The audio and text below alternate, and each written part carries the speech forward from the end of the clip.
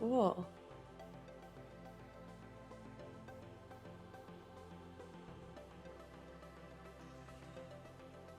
It's... Oh, hello. All right. I have the stream up. We're ready to go. All right, everybody. It is that time. It is that time of the week. It is time for Stratosphere. We are at Stratosphere 138, and we are ready to go. Yeah, so let me do the thing where I pull up the bracket. Lovely. Okay. Okay, cool. So we are currently waiting on some winners round matches to get to you guys. But first, how is everybody's weekend going? I am very warm. And actually, my cat just got off the AC vent, so I'm gonna turn that on real quick so I can have a...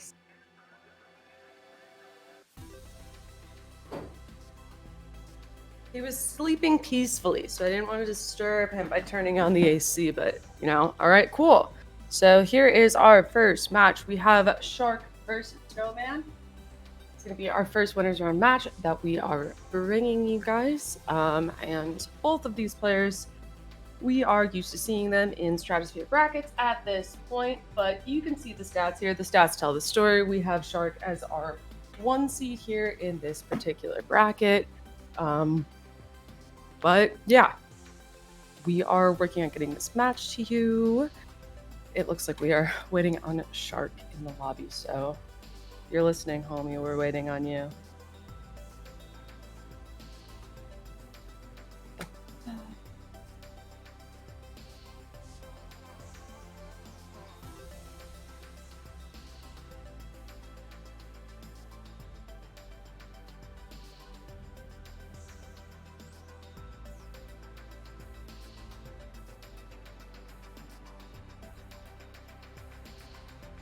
You're in Korea where it is 6:30 a.m. and still boiling hot. Yeah, that is rough. That is rough. I mean, we had like a slightly colder day recently. That was kind of nice. But I have south-facing windows in my apartment, so those catch a lot of sunlight and things up very quickly in the afternoon and evening. Which the cat enjoys laying in the sun, but I do not enjoy the temperature in the apartment right now. I'll say that.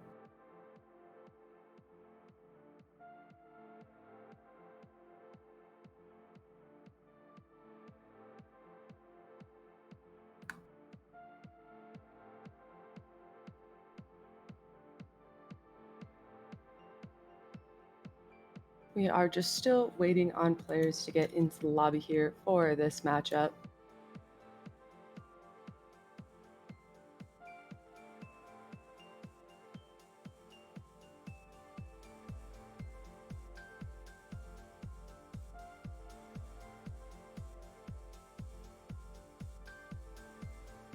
Speaking of weather in Korea, I have a friend who sits next to me at work, and she was born in the US, lived a few years in Korea, and then came back to the US, and told me that South Korea and New Jersey have very similar like weather and climate. And so now I think about that a lot. Yeah, is that, South Korea and New Jersey feel the same weather-wise, but I guess we're just about 12 hours off from each other. 11, 13. I'm not really good at math. It's 12 plus or minus 1.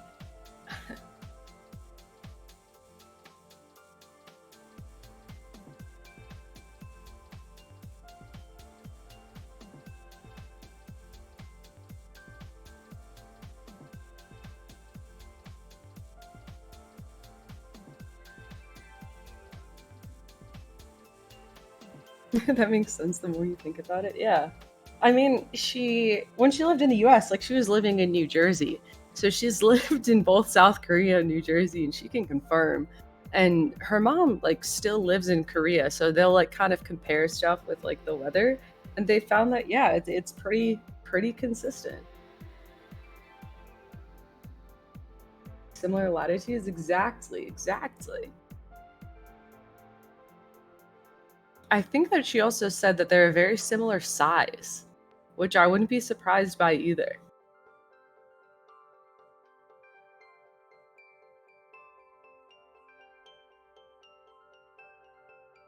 Yeah, they both have an ocean. Yeah, so they're like somewhat temperature regulated because of bodies of water.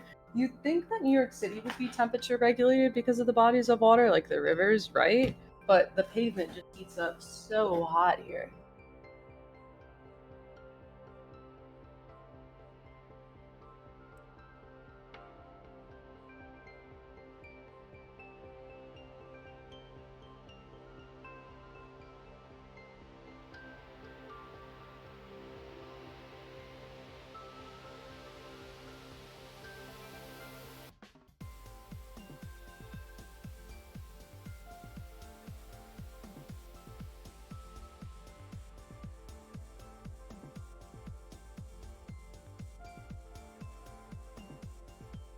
But I did just spend this weekend, or sorry, the weekend before this in Florida. So I was lucky to not get sunburned, and very excited to go back to a place where the sun is a lot more reasonable. It's a lot more reasonable here, but I mean, I'm still just stalling at this point because we're still waiting for Shark to get into this lobby here. If anybody else has anything to share, feel free to discuss.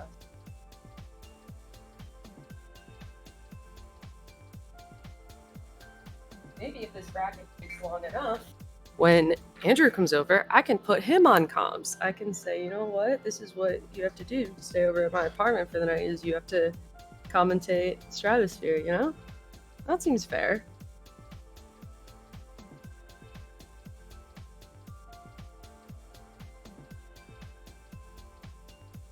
Shark is gonna get DQ'd at this rate. I was wondering.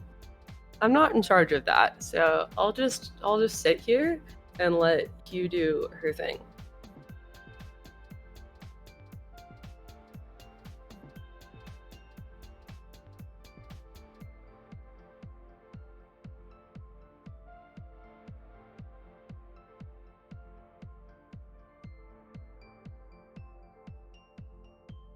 On the one hand, I want to play Shark, but on the other hand, better player wins. I mean, could Shark make a nice little losers bracket run here? They're probably getting dinner. It is, only if they're East Coast US would it be dinner time. And even then, it'd be an early dinner time. I already ate because I'm impatient.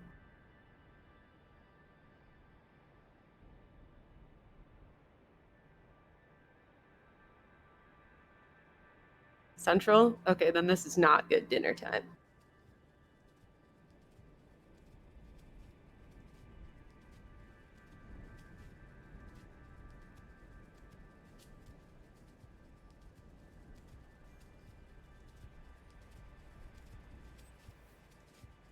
You're eating dinner before 9 p.m. What are you even doing? See, I only eat 2 meals a day.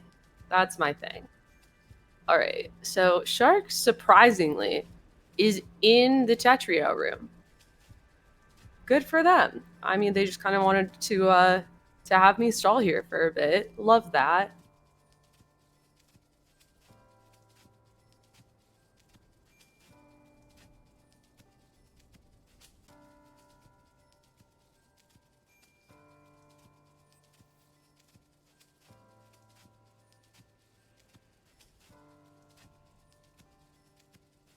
Wow, he's saying I was literally gonna DQ you like 30 seconds from now. And then Shark says, good thing I misdropped in my quick play game. Wow, you could have like said that you were in the bathroom or something, or like you had to take out the garbage or something, but no, you were playing quick play and fully just admitted to it in the match chat. I love that for you. Love that. It looks like we're not going to be doing a warm up, so we are going to get this match to you.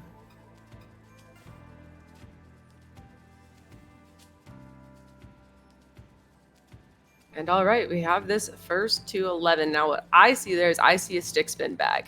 Yep, and so that's what we're going to see from both sides here. We do see Snowman going for SDPC, while Shark is going for SDPC spin. But we have these all spins going from Shark here as they are trying to build up that surge, that back-to-back. Snowman gets their back-to-back going. They're continuing to build that surge. They have these T-spins for it. They break with a 15 spike. That's going to leave a little bit of garbage on Shark's board as they're just now down stacking through all spins along the way. Love that I spin there for it. 16 spike from Shark is going to force Snowman to break here. Snowman on the down stack, maybe not as big of a down stack spike as they wanted to find there, but they have some all spins going. They neglected a cut copy setup, wondering why they didn't choose to go for that, but there's a reason they're playing, and not me. So these players are just continuing to go. Shark is the one with that back-to-back right now. They do break, and they are just going to continue down stacking for now. It's kind of just trying to get a lucky back-to-back surge, trying to get a lucky spike here. Snowman does have to break because of a misdrop. That's going to put them with that -12 looming on their board. They don't really have well access here. They don't have the pieces they need, and that's going to be first point to Shark.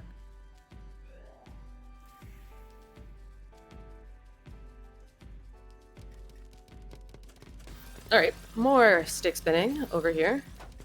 Snowman going for extended. Shark appears to have misdropped that there. They're going to have to... Okay, they do break now. I was wondering when they were going to break. Snowman sitting here with this sidewell, and they're just stacking up, and they misdropped the S piece for that Kaidan that they were going for, and that's a chain misdrop on the J and I piece, and that is going to end the round. Give a second one to Shark.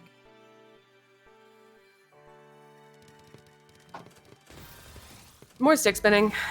Nothing that we're not too used to here.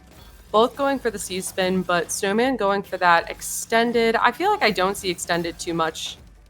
And they do break. They take the T spin single, which forces them to break the rest. As Shark is just continuing to build that back-to-back. We see that 15 they release with a 34 spike. A very quiet 34 spike, but that is enough to send Snowman to the top.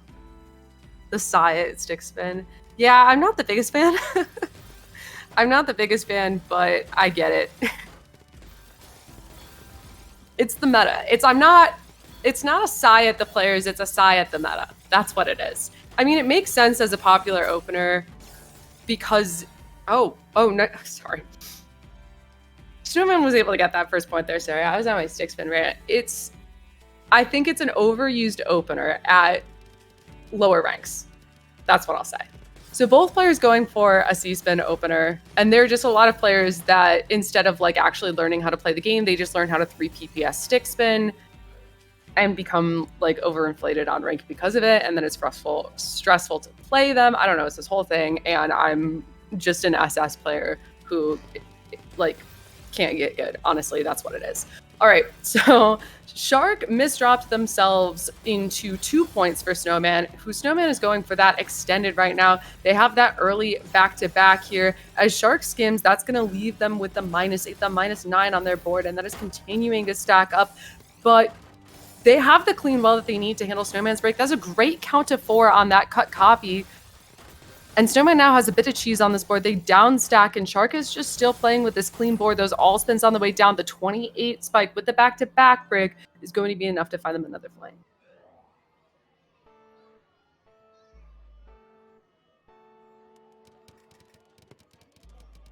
I've noticed that a lot of top players will kind of just use stick spin as a tool rather than a crutch. That's kind of, it makes sense at this rank when these players are so fast. They're using stick spin as not like their entire strategy. I get mad at people who use stick spin as their entire strategy. That's what it is. All right, moving on. So Snowman having to take some skims here. They've got some holes in the board that they're going to have to work out soon. Otherwise, that's going to be an issue. And Shark is flonking a little bit, maybe trying to figure out their all spins there. We do see the -9 on Snowman's board, but they have well access. They have the down stack, and if Shark breaks right now, then Snowman is going to be able to handle this. Shark breaks with a 41 spike. Yeah, Snowman is just not able to handle that. That is just a very good follow-up to the break there. That was just a spike that Snowman could not handle. All right, so C-spin opener versus TKI here. Ooh, and the I save on the C-spin opener that allows for the quad PC there is going to be pretty neat. So Shark breaks that back-to-back there, sets up this cut copy here that turns into an all spins cut copy. And some T-spins here. The Shark does have to break, plonking a little bit here, waiting for that damage to come in so that they can go for that small down stack spike. Continuing to stack this up here. Snowman up at the top. This isn't looking great. Snowman has to break here and be on the down stack, but Shark has that surge. There's that -9 appearing on Snowman's board. They down stack. with a nice 12 spike, and they have their board clean, ready to accept garbage. Shark with a 30 spike and even more of a down stack ready to go, but Snowman was able to handle and has this clean well ready to go right now. Push up to the top of the board. They have the pieces they need to start this down stack sequence, but Shark is over here trying to build up that back-to-back. There's that surge again. They have to break because of a misdrop. I love the eye spin into the quad, just tossing that eyepiece down there where it needs to be.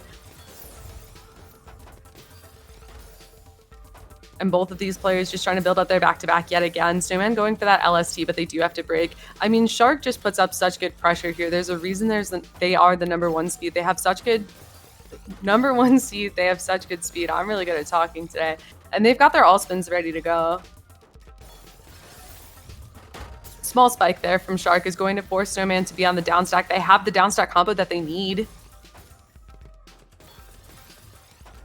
And some nice T-spins, but Shark is looking to build up that back-to-back. Just kidding. The moment I notice that they break it and they're on this down stack here, this is starting to get into a longer round here. We do see that we're getting close to that 2-minute mark. And so these players are going to want to end it before that garbage margin time kicks in, and Shark finds the spike for it. Snowman just does not have the board, does not have well access, and that is going to give Shark a point after that long round.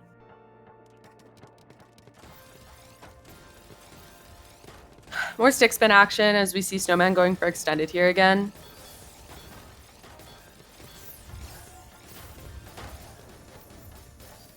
Snowman being able to pressure, but they run out of down stack before Shark does top out, and ooh, not quite sure if that was a misdrop or more of a miss stack there, as the stack was looking a little rough by the time I looked over at it, but that is going to be a quick point for Shark here.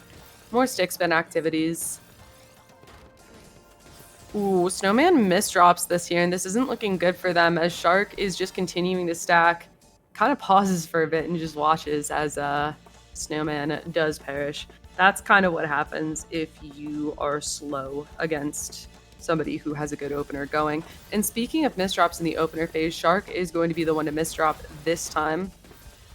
They have some all spins here to continue this on. Ooh, okay, and just a slight miscalculation there as they stacked up in the center of the board.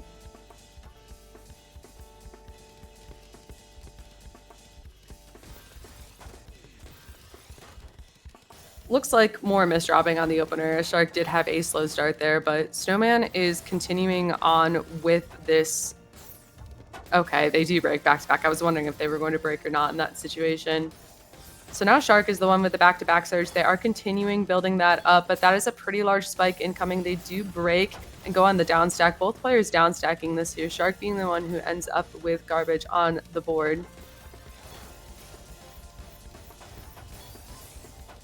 Shark with a nice 20 spike and the combo down stack there. Snowman does have to break back-to-back. They have what they need to get out of this for now. There's the eye pieces. They find them in the queue in time, but Shark is just building up this back-to-back from the bottom of the board here. You can see the -9 appearing on Snowman's boards. They're setting up the STSD.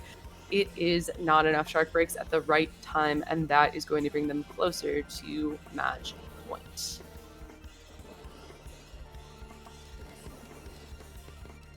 PCO stack rather, not necessarily going for the PC, but just kind of turning into a 5-4 stack. I've been seeing that a lot into like a mini mechanical heart setup. This is some interesting stacking from Shark here as they maintain back-to-back. They do break that right now. Where Snowman is just going for this LST over on the side here. Some LST with all spins, which is cute. Do love that. So Shark breaks with a 34 spike. That is going to put Snowman up at the top of the board. They don't really have the pieces they need to get out of it. They had that fractal set up ready to go, but they just weren't ready with it in time. And Shark is going to find match point here.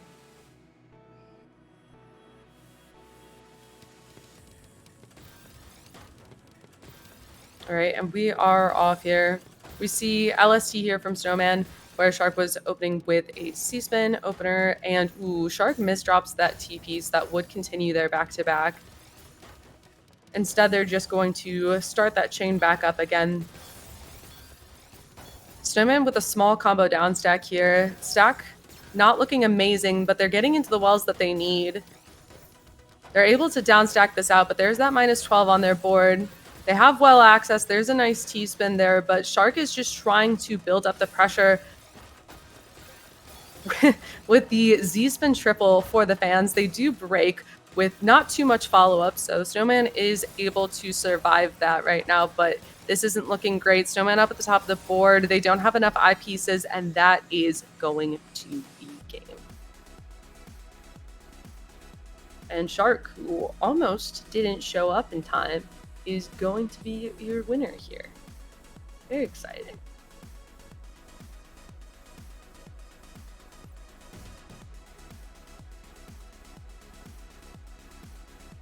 All right, and we will be moving on to our next matchup here. But yeah, so Snowman is going to go down to loser's bracket since that was a winner's bracket match, and Shark is going to continue on in winners. Yeah, so Shark is already in winners finals. Yeah.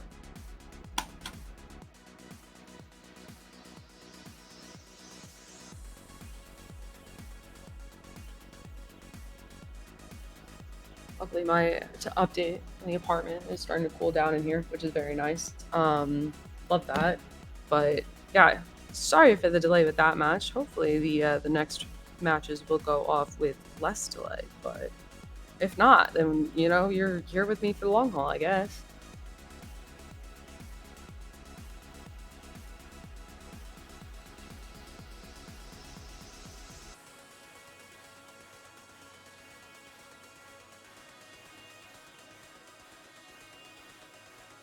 All right. So, okay, so we are going down to loser's bracket for this. So, Civ versus Milan here. We do see very similar seeds between these two. Very similar stats as well, so hopefully you can get a exciting match out of this.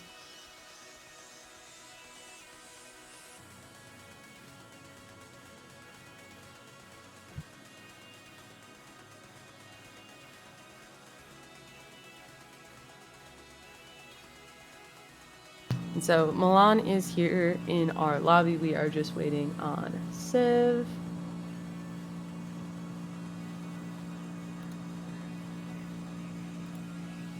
All right. Looks like our players are in here. Let's see if they are looking for a warm-up here. Regardless, we will get that to you soon. It looks like, yes, we will be having a warm-up. Gotta get those fingies warm. All right. Let's see what we've got here. Our little preview.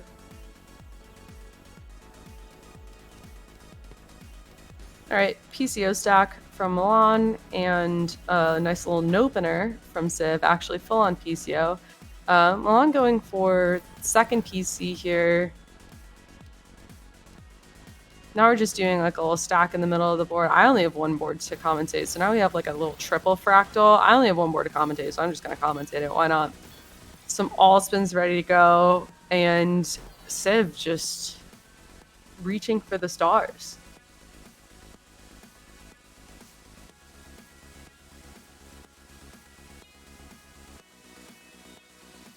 Great warm up. And Civ types in chat, hi, what? Great. Doing great, everyone.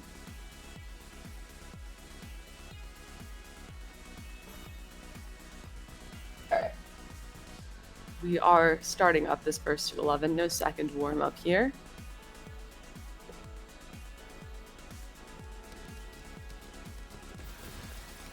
Stick spin from Milan, where we are just seeing TKI from Civ. Ooh, the 28 spike with the back-to-back break there from Milan is going to be enough to end that round.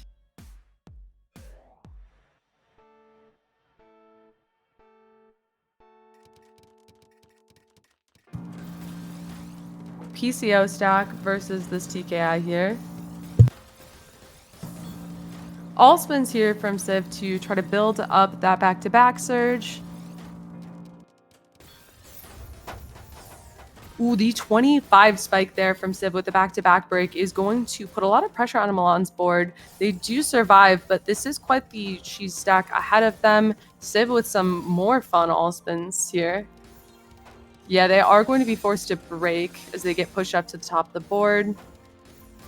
And Milan with some self-imposed cheese over there. Both players going to have to work through this down stack. Civ trying to find those all spins to get this back-to-back. They find it. They continue on with it, kind of greeting up at the top of the board. I love that for them. And that is going to be enough to end the round. No back-to-back break needed there. Yeah, sorry if you caught a stray because you ate dinner at 4:30 p.m. It wasn't me. I didn't start it. I mean, I started it, but I didn't start that opinion. All right, we're going. Ooh, okay. Civ finds the L piece for the L spin right there.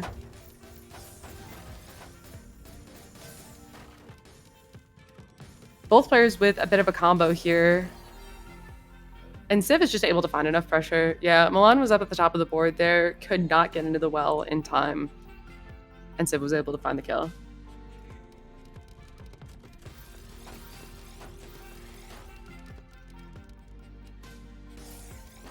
A little bit of plonking action here as Milan is waiting to set off this C-spin. They do break back-to-back. Civ's board with some holes in it, not exactly looking ideal. They clean it up and are trying to find this well for the down stack. They find it, but they do not have the eyepiece they need. And that is going to be tied 2-2. Always nice to see a close matchup here. To be expected from the 9 and the 10 seed, but hopefully we can continue because we love to see a close match. Milan setting off that C-spin there. Neither player's really keeping that back-to-back for now. Civ now looking to get towards that back-to-back. Finds that surge, has to break it right away. Doesn't really find too much out of it. Now on the down stack, they have a nice board ahead of them. Milan kind of sitting at the bottom here. The nice little combo there. None of it is going to get over to Civ's board as Civ is just continuing to all spin. I like the creativity in the all spin to open the well. It's tough to do, especially at a decent enough speed. Civ breaks that back-to-back. Well, Milan does not have access to their well. Those two T pieces are not what they needed to continue with their down stack there. So that is going to be Civ's point.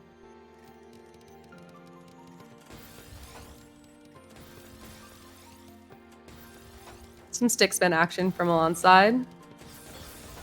Nice little STSD at the bottom of the board from Civ. Milan breaking that back-to-back with a 35 spike, but they do misdrop right after. That was a good follow-up, but not good enough. Civ now pressuring, pushing Milan up on the board, and that is not a great eye placement there over on the side, kind of blocking them off a bit, but they are good now, opening up their well. And Civ, what even is that? What piece is... Okay. Okay. I never know what's going on. Milan finds that back-to-back here. They are going to break. And they find some T-spins on the way down. Civ up at the top here with a nice well. Get a nice little mini spike there, but Milan survives it. Has a pretty clean board of their own. Skimming a lot on this down stack here. What appears to be a Z misdrop on Milan's board doesn't really slow them down too much. And Civ is just continuing layering on that pressure. Milan has well access. They have the pieces they need. They have some very nice stylish stacking to get Civ to break back-to-back. And that is a lot of cheese on Civ's board, so they're not really going to be able to find back-to-back and maintain speed here. They find some nice efficiency on the way down, some all spins on the way down, but they ultimately choose to down stack over getting that back-to-back. 15 spike from Milan pushes Civ up to the top of the board, but they get down pretty quickly and have that well access. This is a lot of clean on both boards right now. I've heard a lot of players saying that you just cannot give your opponent clean this season, which I think is true in many circumstances, so it's interesting to see a lot of clean going back and forth here. And it looks like Milan is just up at the top of the board, does not have anything they can do, and that 2-minute round goes to Civ.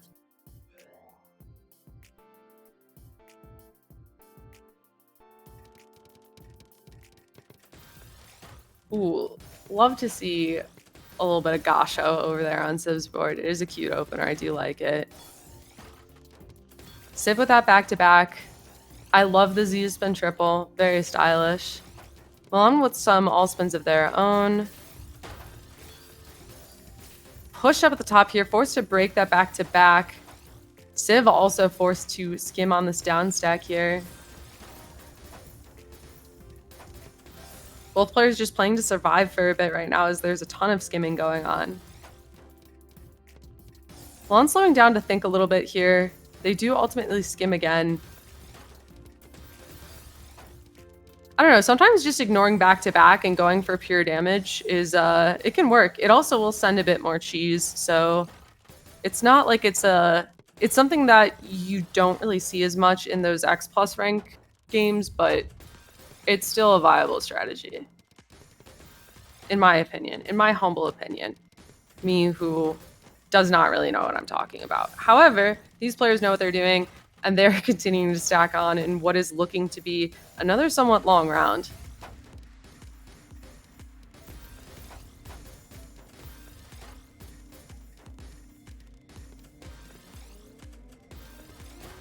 Civ taking some time to think to find that all spin there. Where Milan is just 3-6 stacking, or 6-3 stacking rather. Switching it over to an 0-9 setup, and Civ finds a spike there. That 23 spike is going to force Milan to break. They're up at the top of the board. Are they going to be able to find well access in time? Those clutch clears helping them out, but not good enough. That eyepiece does not come in time, and that is going to be another point for Civ.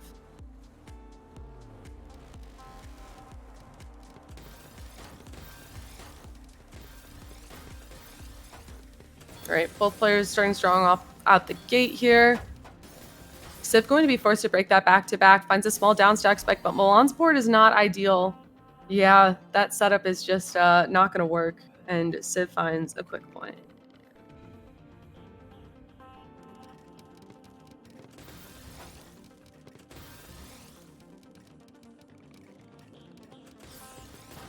Milan plunking their opener a little bit here. Both finding that back-to-back. Civ has that well access. They're getting down through it, while Milan is looking for all spins, not quite finding what they wanted there.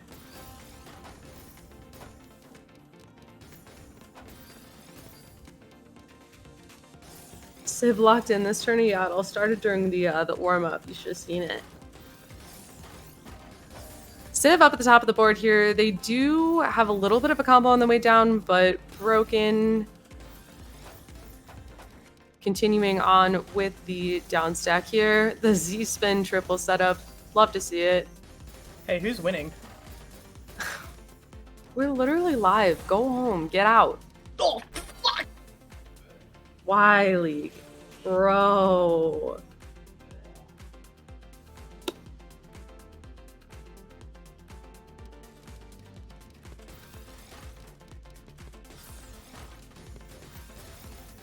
Milan types in chat. Oh, right, it's first to 11. Yes, this is first to 11. Civ finding that combo there, that is going to put a bit of cheese on Milan's board.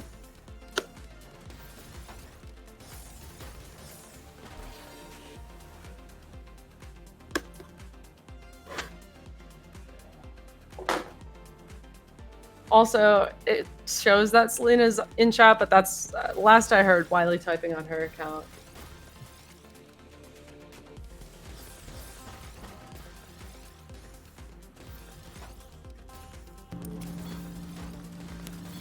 Love that J spin triple there from Civ. Just the style points there as they are cheesing up Milan's board. Milan's still at the top here looking for efficiency, but not finding it.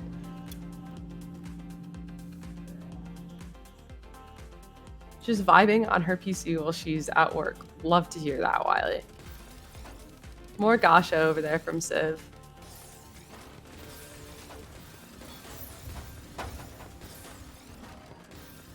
And that is a strong spike there from Milan. And yeah, Civ, that's a misdrop on the I piece. Always unfortunate to see the round end on the I misdrop, but a very well-timed and well-executed spike from Milan.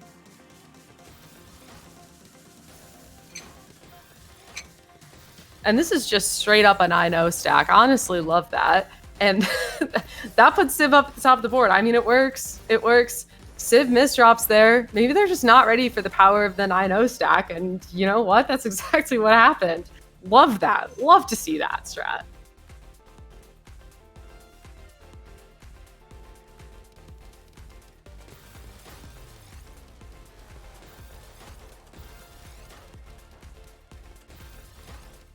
Milan flonking that C-spin a little bit and finds another point. I mean, Milan on a little bit of a streak here. When it was starting to look not too great for them, that's when they start finding points. I mean, hopefully they can continue with that momentum, but it is exciting to see the beginning of a reversal here that I absolutely did not just cast a curse by talking about it. Never have, never will. So Civ misdrops here, but they do still have the STSD set up. They're on the down stack here, and Milan is at the bottom.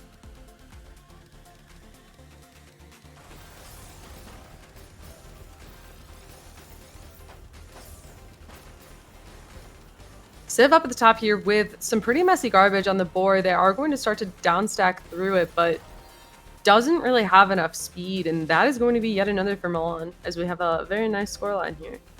Starting to bring it back.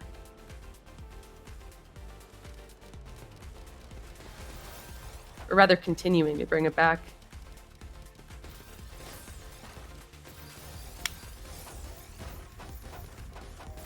A nice little 15 spike there from Milan is going to put Civ up at the top of the board, but Civ finds a counter spike. Civ's board not looking great right now, though. They are waiting on that S piece for the down stack, and it just does not come in time.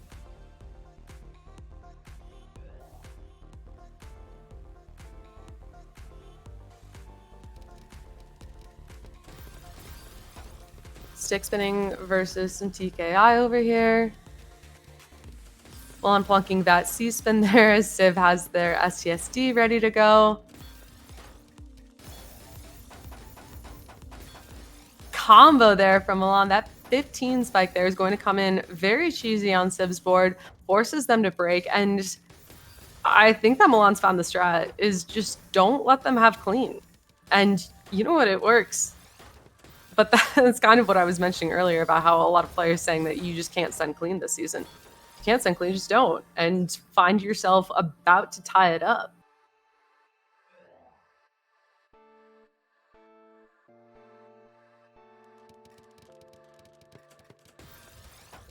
Gasho versus some stick spin over here.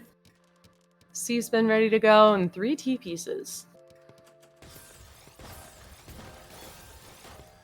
Milan starts that back-to-back as Civ is finding those all spins. Civ is up at the top. They're going to have to do something about this. Do they have the pieces to get out? They do. There's that I piece. They're blocked up from the well. They find access to it, but it is not enough. And Milan ties it up with a well-timed spike.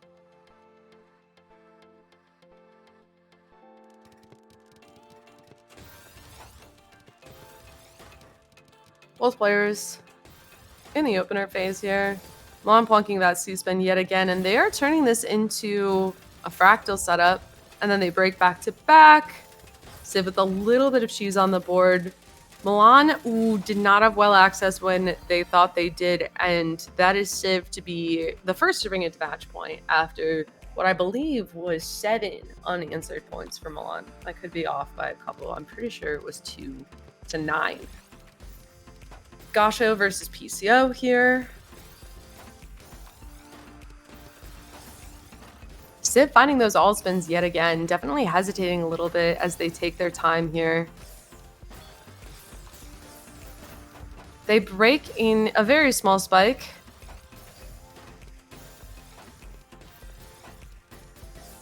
As Milan is just going for these combos, going for those smaller spikes, and honestly, sometimes it works. Sometimes just timing that spike right has been working out for them, so they're going to continue on with it. They have a small surge break, and that is going to bring it to tiebreaker here. Love to see the tiebreaker. like I mentioned, are 9 versus 10 seeds. So cool to see this go down all the way to the wire. Both players going with openers that they've been using. Nothing too much to see here. Civ keeping that back-to-back, Milan breaking it. That's been a common pattern, so things are just continuing along for them. Civ's board not looking great. They are going to be forced to downstack this here. Milan finds back-to-back, breaks back-to-back. Civ's board does not look good here, and Milan brings it back for the win. Very exciting one, guys. Yeah, GG's. GG's all around. That was cool to see. Milan typing, that game was so nerve-wracking. GG's. That's funny that Milan is the one to type in chat. Oh, right. It's first to 11 after being down, I think 7-2, and then coming back and winning. That was scary. Yeah, it was. That was wild. That was an exciting comeback. Very fun. But yeah, so Milan is going to continue on in our losers bracket here. Yeah, and we will be getting our next match to you.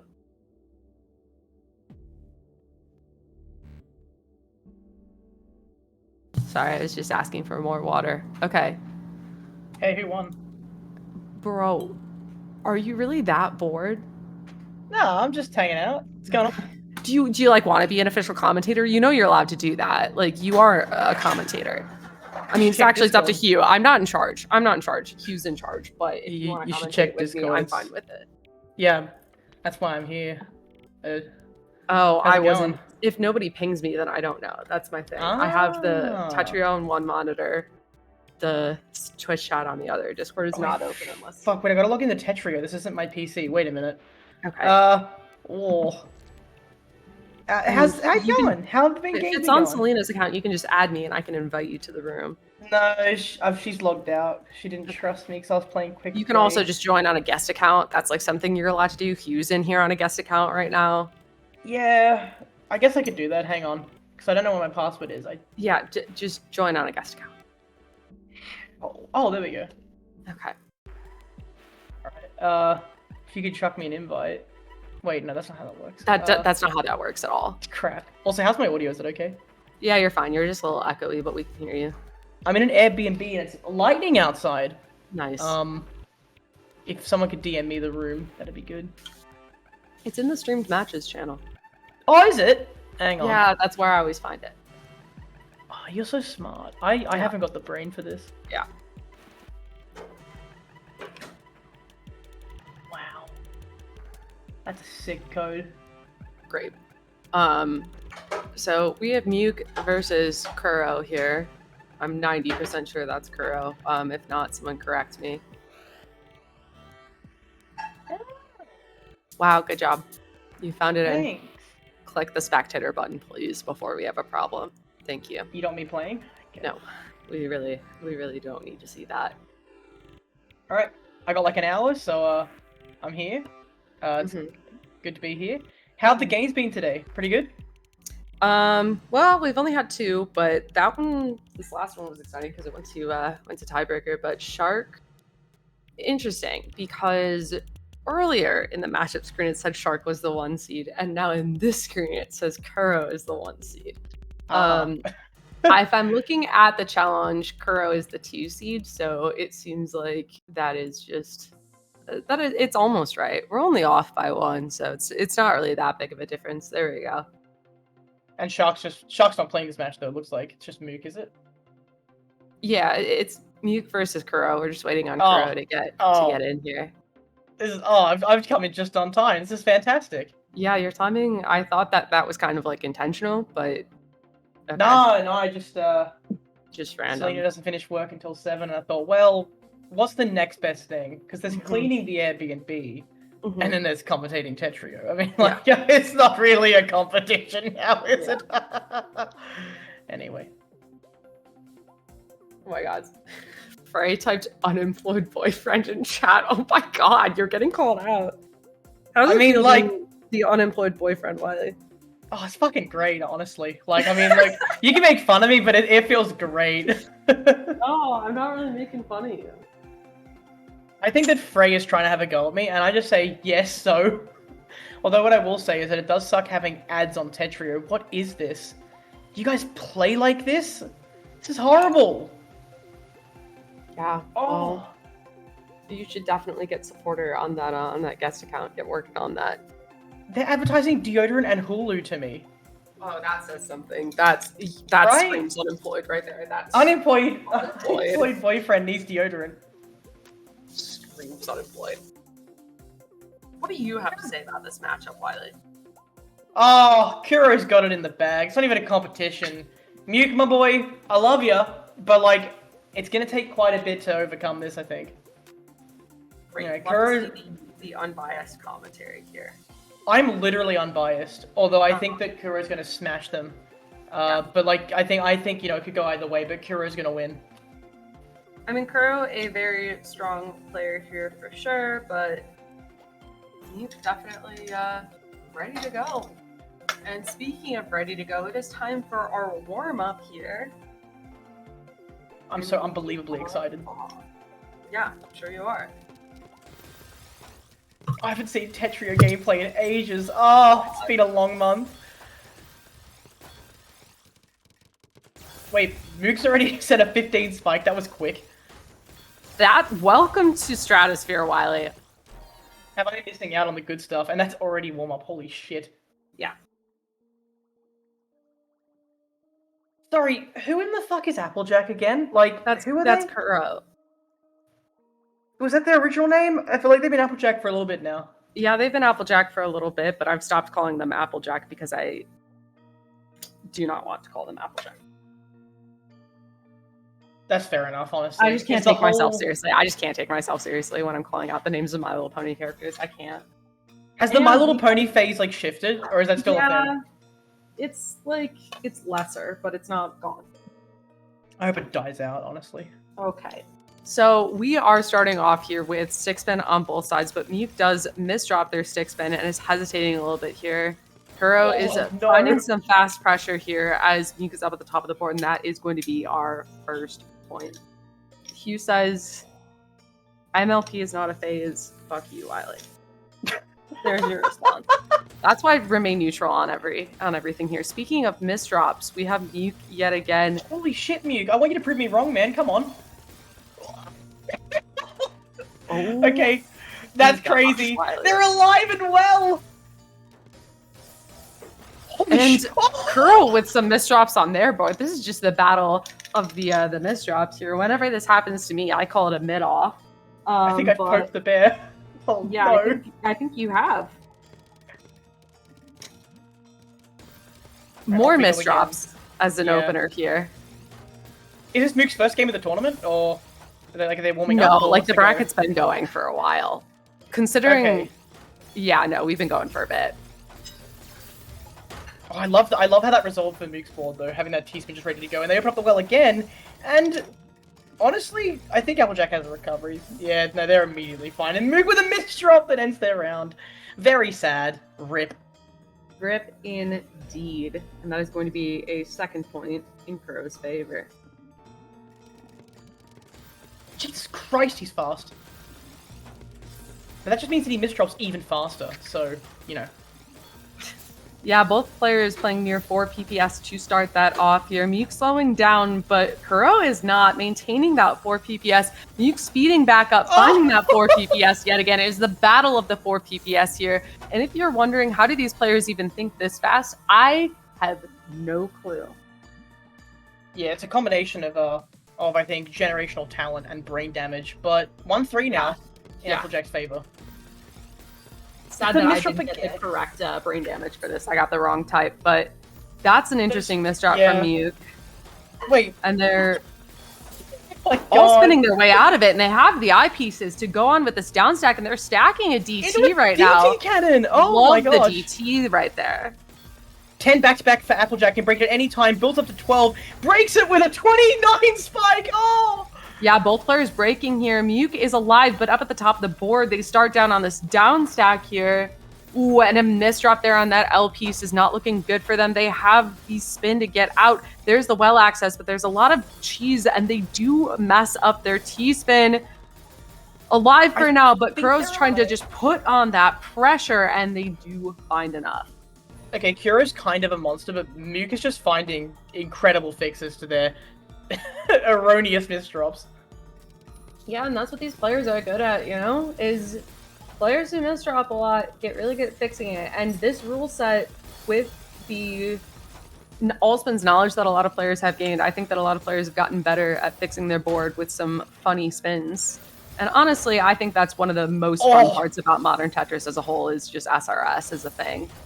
Oh yeah, 100%. It's so satisfying when you pull off something sick with it as well. That's 1-5 for Applejack.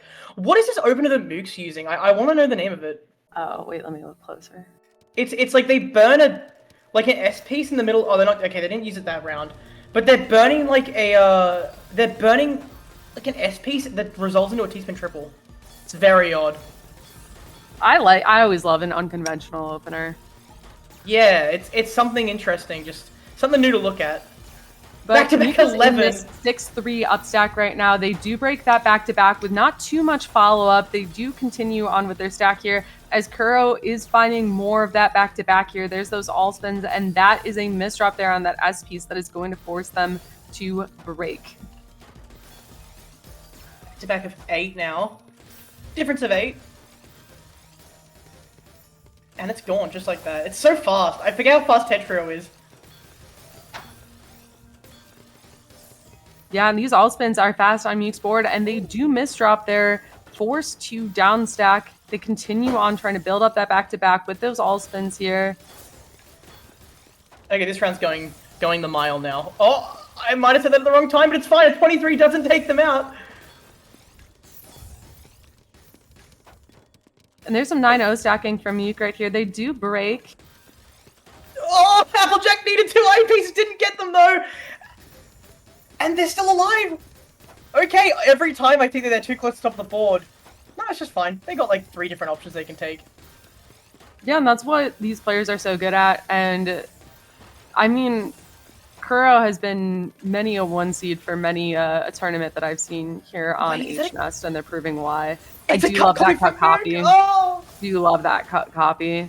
It's fantastic. Ooh, the misdrop! The miss spin on that T-spin right there. Muke finds their way out, but that was looking like death for a second. Anyone else's heart stopped? Because mine did. And that's a misdrop from Applejack. The ice spin at the top of it! Oh! I love these two. They're fantastic. Nice 180 there with the JP. Spins it into another spin, into a mini S spin. Finds a dig, still at the top of the board, brings it down a little bit. Applejack is just unrelenting. Ooh. Okay, Muke with some tough spins over on the side of the board, and we did see that gravity margin starting to kick in. It's rare that these matches go long enough to kick it in, and even rare that it goes long enough to kick it in to the point where you notice. Usually these players are playing so fast you don't even notice the change in gravity, but that was the opener, I think, that I was thinking of. Very cool. Yeah, and that's a misdrop. 2-6, Mook finally taking another round, but it's a bit of a haul to 11 for them. I mean, we just saw a bigger comeback in that last match. Yeah, look at this one here. It's like it burns into a... that is... Yeah, it's fun. Well, when you say burn, I pictured a back-to-back break, and there was none there. Actually, yeah, probably the wrong word from me. It's not a burn. It is just a regular T. Hello, 27. Where did you come from? That is so much cheese on Kuro's board right here, and they just don't have the pieces to get out of it. That is a very strong 4.2 PPS round for me to start to bring this back. I shit you not, I have a lotion and toilet paper ad on either side of my screen right now. Why are you why? I think it's just funny. There's a bear as a mascot. You guys have some weird brands over here. Continuing on. So both of these players have similar back-to-back here. I just don't even know what to say to that. Shaman. Shaman sounds called sick. Sailboat. Okay, that makes sense. I've definitely seen it before. It's just one of those where I struggle to remember the name. Oh my god, that's really unfortunate. They just had the squares, I think, screwed them up there. If they had any other piece, it would have been fine.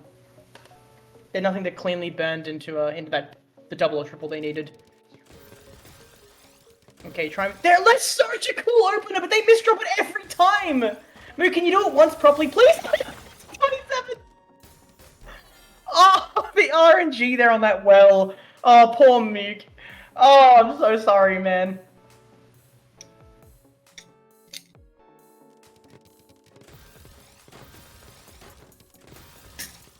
SDPC's been here from Kuro. Okay. Oh, the survival as well. Into a 26? A 28? Hang on, that was Mook's round and Applejack just went, nah. Nah. Or Kuro, whatever you want to call them. I've lost my will to try. Yeah, both of these players just playing at similar speeds. Just going full steam ahead here, which honestly, love to see. Oh, was that a misdrop from Mook? I think they meant to put the... I think it was. Yeah, the S way and the that J. they hesitated, yeah. Yeah. We do see that -9 on Mook's board, but they do have that well access. They sent a 21 spike. That -14 is still there, though. Mook trying to keep their board clean so that they can be able to defend against whatever spike Kuro has coming, but they... Oh, okay, wait. This is good. They have what they need. They're out. I think so. Yeah, they were preparing for that the whole time. That was very well calculated there. They did get kind of the P sequence that they needed, but that was intentional that they set up that, you know, there was a good P sequence for them. Love the all spins there from Mook. That didn't look like an eligible spin, but it apparently was. That was sick. Another 11 back-to-back. 12 from Applejack. Kuro just building up that back-to-back, but that misdrop there is going to force them to break. They're up at the top of the board. Speaking of misdrops, Mook has one on their side as well. Turns that into a T-spin triple. Love that. Nice continuation there with that down stack to turn into a 16 spike. And that was such a cool little move. And Applejack might be in trouble. Yeah, that spike's going to finish it off. 4-8?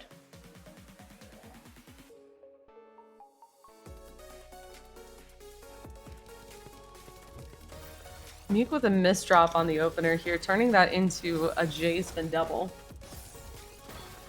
They have those now? Holy shit. Yeah. Dude, we've been seeing so many S-spin triples. Z-spin triples. Come on, get with the times. It's season 2. Why are you acting like it's season 1? All right, so we do see that spike there from Kuro.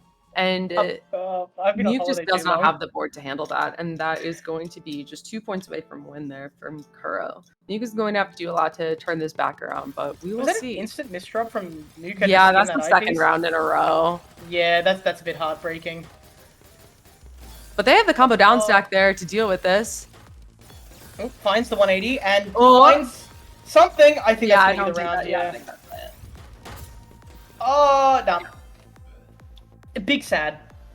And now we're at match point. Mook has to just win, 7 in a row. It's been done before. Can be done again. Sailboat. I need to learn this opener. It looks so much. It just looks like fun.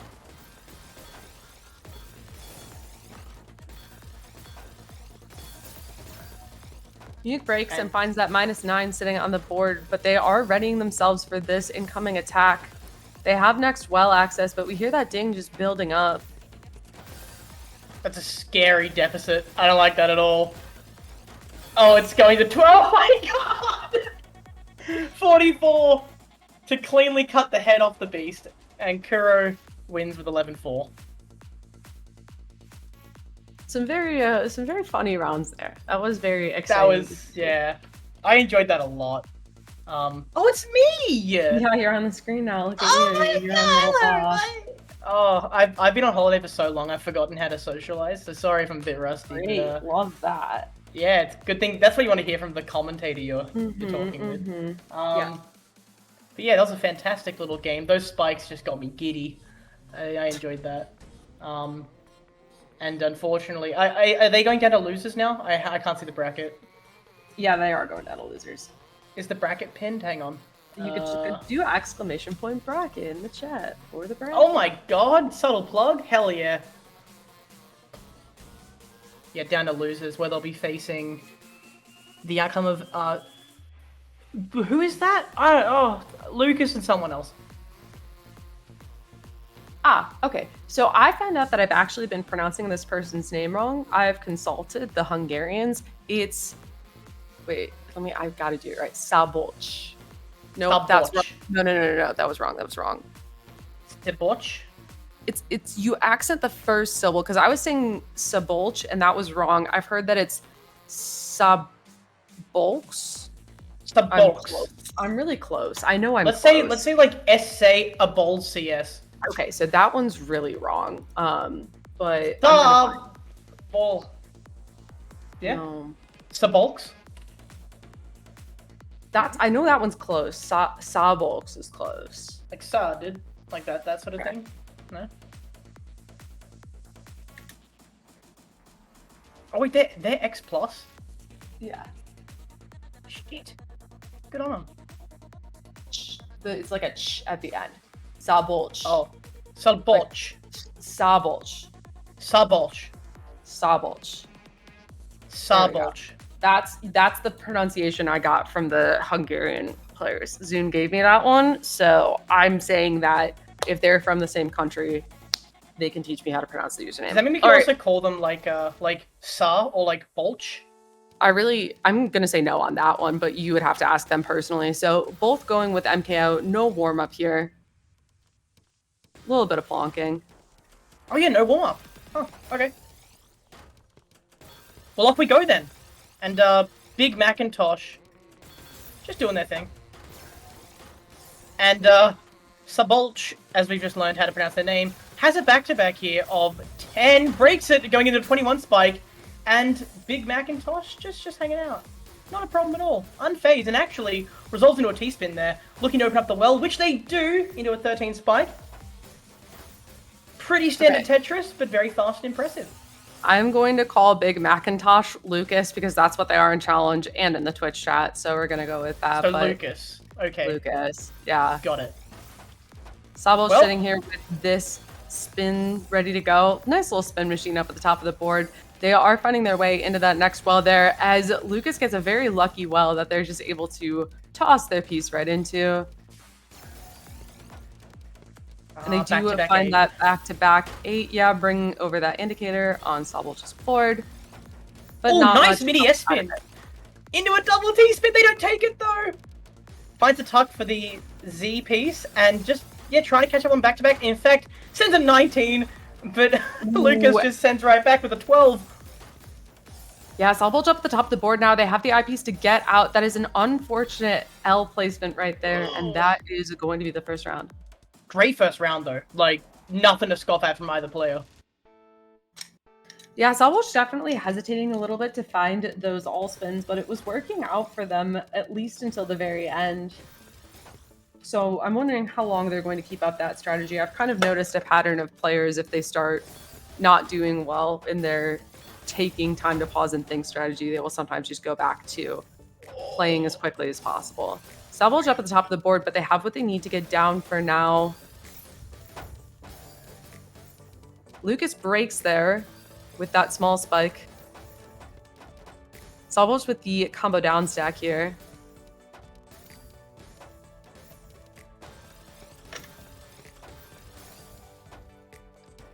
Everybody's just hanging out at the bottom of the board. They're having a good old sleepover with each other. It's fantastic. Oh, it's getting a little more intense though. And Sabolch is going to cleanly send that Tetris, which just makes everything nice and open into a 22!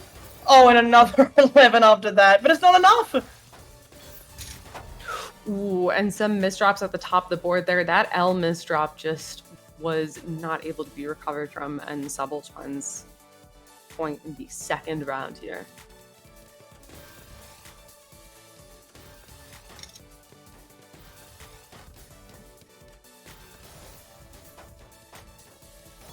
Sabolch with some clean Tetris.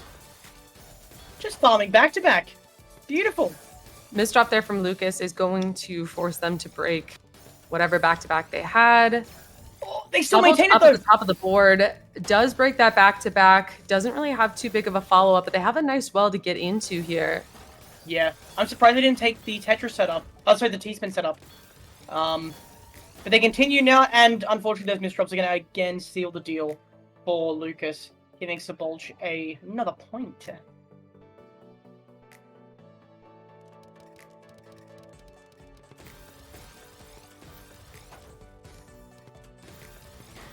noticed that Vulture has been using openers that require a soft drop on one of the early pieces, but their soft drop isn't instant. Infinity. Yeah, it's like there's a slight delay. Soft drop is still pretty commonly used. It's like 30, 35, I think. So it's somewhere in there. It's not quite instant, but like, yeah, just something to note.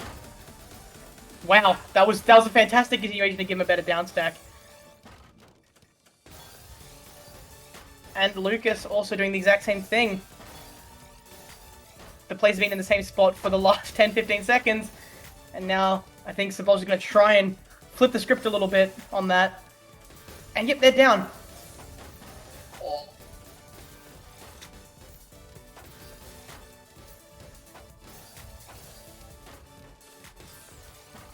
Yeah, this round's starting to get past the 1 minute mark. Both players just trying to find an opening here. Oh, both and that might be very it. Clean stacking. That wasn't quite the result I think I expected from that round. Whoops. Ooh, and a misdrop there on Lucas's side is going to be the end of the round. They just do not find the fix. Saboj takes the opportunity, finds the opening, and finds the round.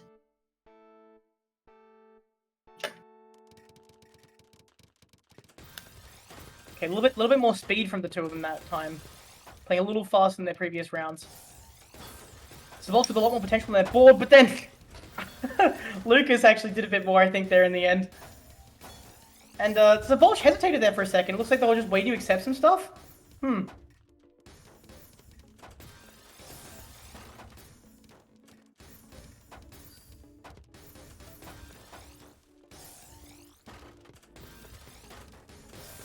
little bit of thinking going over on Saboj's side. Oh, really solid from them. Putting Saboj to the top of the board with a massive well, though. Lots of potential for sending. And I think they're going to take it. Love the eye spin there, but is it going to be enough?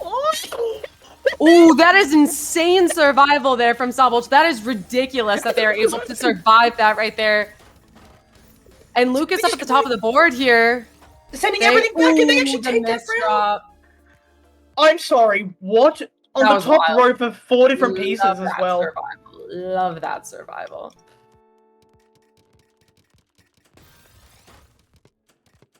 Just plonking the quad piece right there. Oh, nice STSD there, opening up into the well. As the Bolts with a well of their own. And I've noticed they love to do a little bit of the plonking, honestly. They wait and they just do a little bit of plonking. Just a little bit of plonking as a treat here. Misplaced J there, it looks like, and that's going to be the round for them. Going to a 2-4.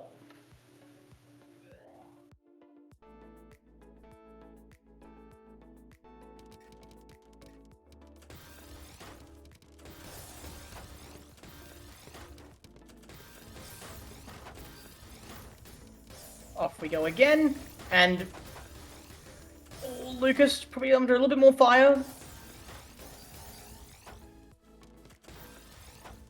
Yeah, Lucas with what I would call an interesting board right now. That works. Okay, fine. Yeah, that's a nice resolution. It was just a little bit awkward on the way there, but the nice spike from Saboj is going to pressure Lucas, and there was a misdrop there from Saboj. Put them up at the top of the board, but they are on the down stack now. With just the S-spin double in the middle of it, yeah. The overhang was beautiful. No way. No way you live! Get on there! That's illegal! Oh, the bulge is crazy. This reminds me of a Friedrich Nietzsche quote. I am not a man, I am dynamite. Holy hell.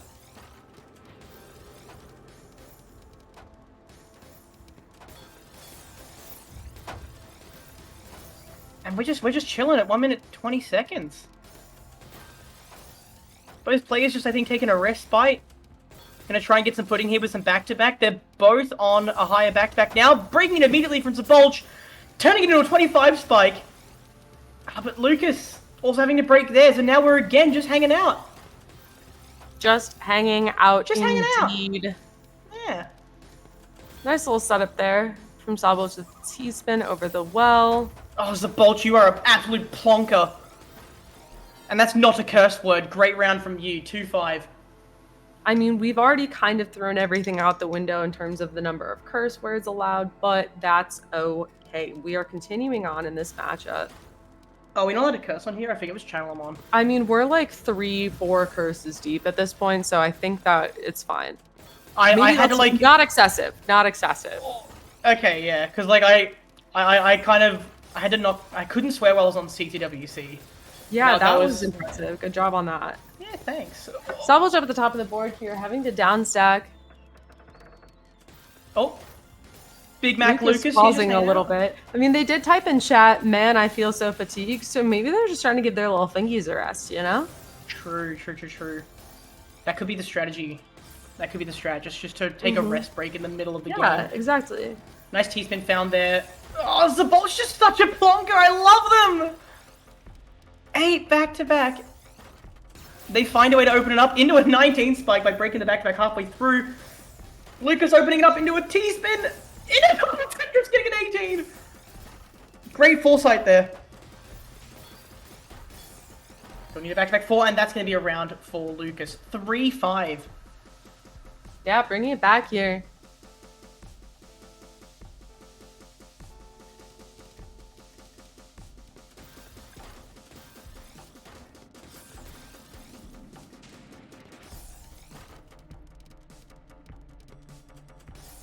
Oh, I don't know what Zabolj was doing with the S-piece there. Just said, oh, I'll chuck it over here and I'll deal with it later. Yeah, it's not looking good for them as they are up at the top of the board here, and they just did not find that eyepiece in time. Yeah, no, the F-piece, I don't know, they think they just sort of hesitated and just threw it somewhere to get it out of the way. But it's not like laundry, you can't just leave it for a week, you gotta deal with it once you get there, so...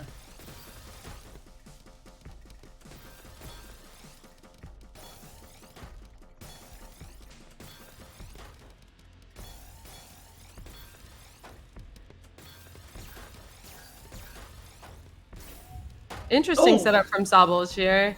Yeah, okay, that doesn't work. Nope. And we are all tied up at 5-5.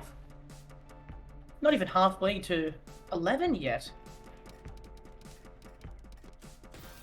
TKIs from both sides. Don't know why we're plonking the TKI that hard, but you do you. Oh, we're plonking. Oh god, we're just hanging out. We're waiting. We're just hanging out. We are just hanging out. Oh, not for long though. Now we're underway. Oh, nice tuck there with the J. Zabolj, that was beautiful, but holy hell, where did it come from?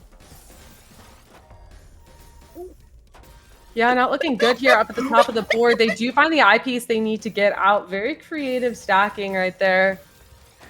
That was a crazy 180 to get out of there. And Lucas with some all spins right here to find those T-spins, and honestly, it's looking really clean. Yeah, it's good. Back-to-back of 10 here, but Zabolj with the potential here of the down stack. I think they're okay. I stand corrected! The eyepiece was fumbled! Lucas takes the round! And you heard it here first. Bag was fumbled right there. Oh yeah, I see what you did there. I stand. Yeah, nice. It's a pun. Yeah, nice. Totally unintentional. But Big Macintosh, big old Lucas here. Can I call him Big Lucas? Go for it. Honestly, I've decided on their behalf. Go for it. Hell yeah. Well, big old Lucas here with a big old 14 back-to-back, breaking it with a 15 spike into another 17. Oh, Zabolj just ate shit. That was crazy.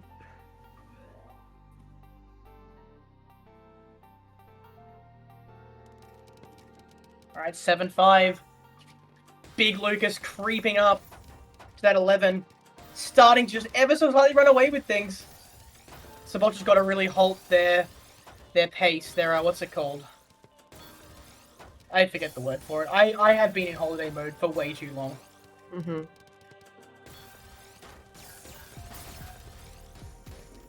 Yeah, and we see Lucas with that -12 on their board. They're preparing for an incoming spike. They don't quite have well access yet. There's the well access. There's the eyepiece. They have what they need to get out and continue on with their down stack here. Great preparation as they do survive the spike. And they counter spike back. That 13 puts Sabolch on the ropes here. They are down stacking, but they're definitely not where they want to be right now.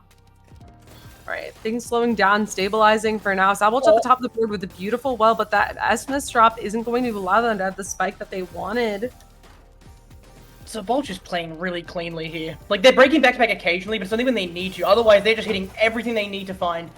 And look at a little bit of kind of cheese there. Is there a term for when it constantly changes, like kind of cheese, I guess? I don't know. There's a word I'm looking for. You can make up that terminology if you so want. Too tired. Finding the T-spin there. And as I've said several times today, we're just hanging out now. Just vibing. We're gonna start to see gravity creep into effect here, start to creep up. In a few moments, Zabolch just waiting, looking for something to happen, and converts into a 24 on top of a 10. Oh. That's going to leave some cheese on Lucas's board. They are going to be down stacking through it now as Sabolch is just plonking yet again. Nice little combo down stack there.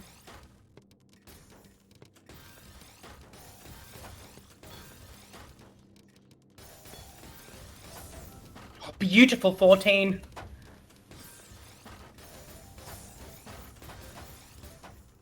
Yeah, now we're seeing that gravity margin ramp up here. Not really going to affect the players too much, but kind of reminding us how close we are to that garbage margin. Oh, and Zabolch just opening up that up there with a Z-spin. Another Z-spin. And 25! And that's going to be the round for Zabolch. Finally taken around again after Lucas, I think, creeped back from a... Was it a 3-5? I think it was a 3-5. That seems right. I don't know if it was a 2-5 or not. Somewhere from down below. Yeah. TKIs from both sides to start this off here. Oh, okay. That was a bit of a wiggle. That was... It's always wild to see what kind of T-spin, all-spin setups players come up with, but Lucas at the top of the board here with that incoming, that -10 sitting there, and there's a nice copy from them, and they are relatively unaffected on this down stack here. Oh, the color clear. Okay. Nice, Lucas. But unfortunately, that sends nothing. Merely style points that aren't cashed in. And Zabolch at the top of the board, but they're alive. And finds a way to open up that larger well there. Yeah, they're still taking their time to think, which is interesting to see. Up at the top of the board, sometimes it's really important to use a little bit of time if you have it to plan your down stack. So interesting to see them going for that. Oh, and Zabolch plonking there. Is it going to work out for him? Oh, no, that eyepiece just comes in the queue 1 too late there. Lucas takes the next round. All right, 8-6.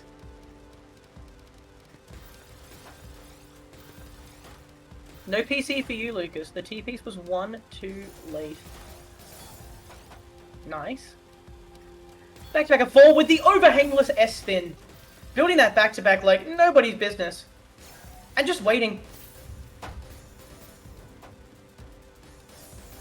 Lucas pushed up here with a lot of garbage on the board. The Bolch loves their plonking.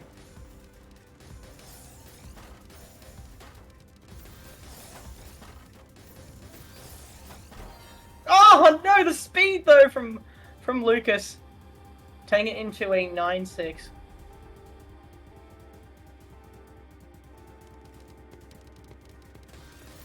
PCO stack from both sides.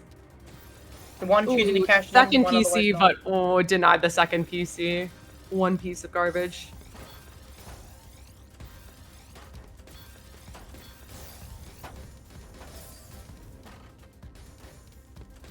Oh, the Bolch suffering from PCs coming from the other side.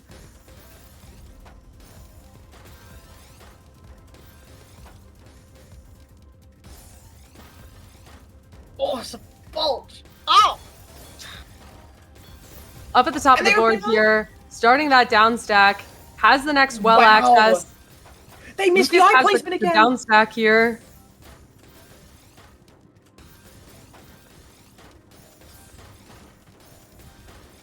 Nice J-spin there to keep the game alive.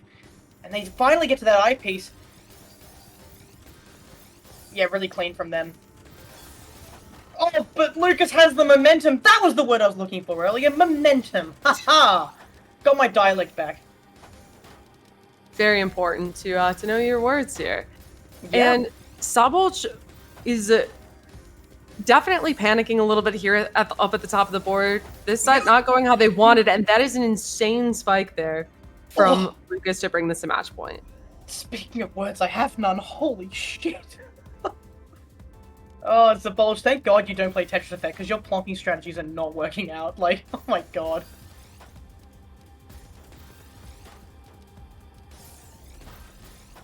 Nice spin there. Oh, Zabolch needs to survive this to stay in the game! And I believe even to stay in the tournament.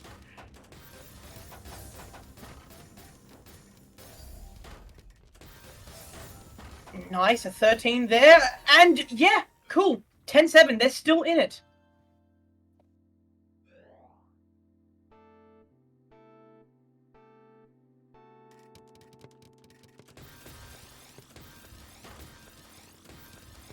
Once again, starting a game like we've seen so many times. Ooh, and that is going to be a misdrop on Lucas's side, but they do turn that into a nice T-spin setup. So much just happened in a second flat. Yeah, that's how it goes. These players trying to find those well-timed back-to-back breakages here. Not quite enough to find the kill in that instance, but Lucas is on this down stack here. There's a very nice spike from them with some all spins along the way. Sabol's just trying to play keep up now.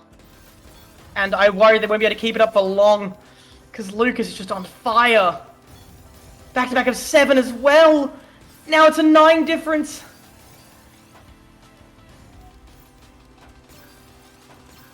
Oh dear, I think this might... No, okay, it just evaporates into thin air. Zabolch does a good job to chip into it, and in fact, Lucas is the one who suffers a bit. But with a well, they're going to convert that well into attack.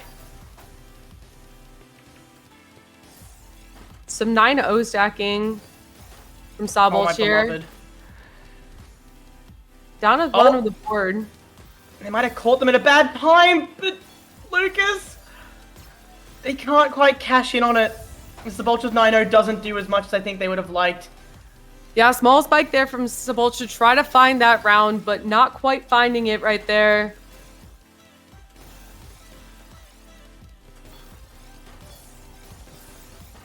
Sabolch doing some great counting to 4 there, and they do break. Ooh, that's... This is, honestly, this is terrifying if you're watching. Those L pieces on Zabolch's side just flew into the sky. The misdrops from Lucas, they're not looking great. They are going to have to downstack through this. They find the well. They find the clearing that they need to try to continue finding the win. They clear off their well. They close off their well, clear back into it again.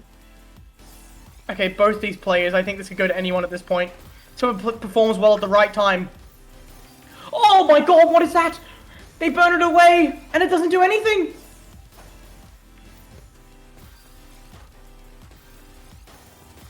This is really intense, and yeah, we are getting to that 2.5 minute mark. Both of these players definitely wanting to end this soon.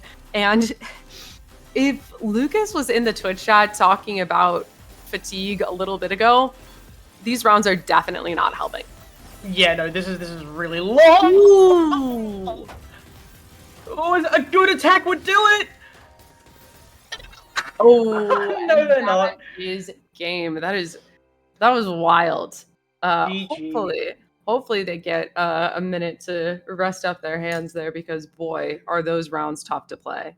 Yeah. That was very impressive though. Great game from both of them. Zabolch, I believe, now knocked out, and Lucas, Big Lucas, will carry on. Yeah. And unfortunately, as soon as I came, have to leave because Selena gets back from work in a few minutes. All right. But thanks for having me on. Good luck with the rest of things, guys. Big thank you to Hugh, CM Dingo, Flower Petal, everyone else on the team. Sam for modding. I'll be back home in a week and a bit, and I'll see you guys around. Bye-bye. Bye. Okay. Lovely. And there's one. All right. I will be hanging around. No more Australian, but I will try my best to keep up the energy. But yeah, if I go over into the bracket, all right, it looks like we are currently in top 6. So I am unsure which matches we're going to bounce over to next. So I will know when you know. I could probably check a chat, but I'm not going to.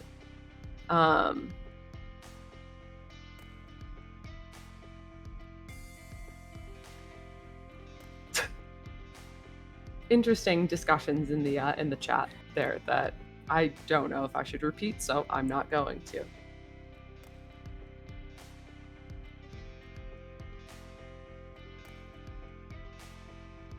But just judging by who is in the room, it looks like we're going to stick with this bracket.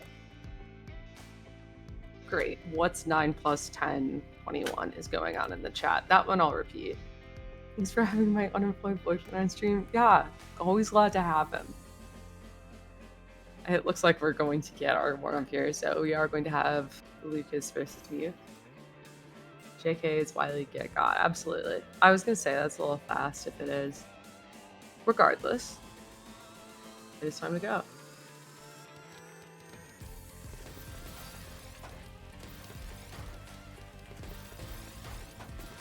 Normal warm-up things.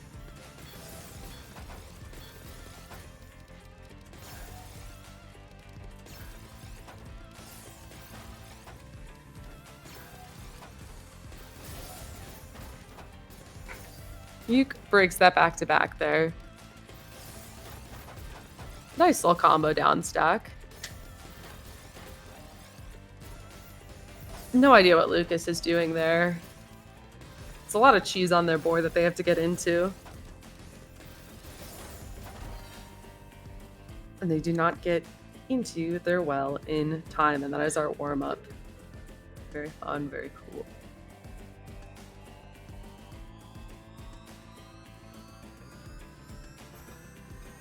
And we are going to get straight into our match here.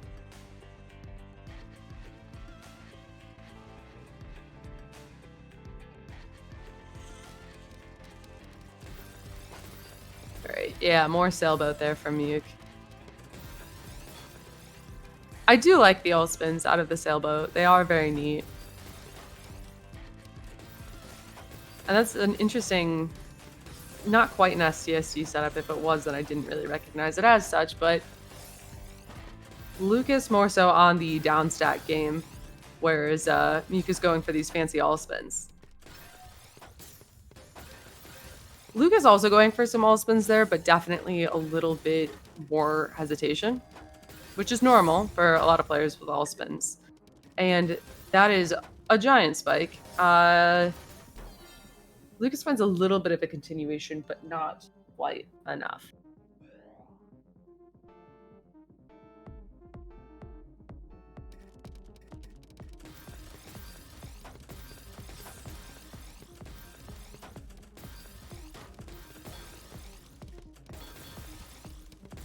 Lots of all spins there from Meek to go into these T-spins. Lucas with some all spins as well, but they do break back to back with less surge. Meek is just building up this 6-3 stack right now. A little bit of hesitation there as Lucas finds an 18 spike, a 24 spike actually, and yeah, Meek just did not have the down stack there.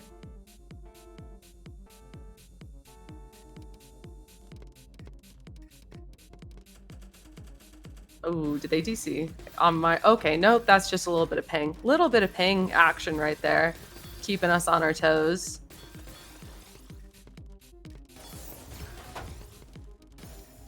Nuke breaks back-to-back, leaves that giant -8 on their board. Lucas breaks back-to-back soon after, and they do have a lot of cheese to work down through on their board.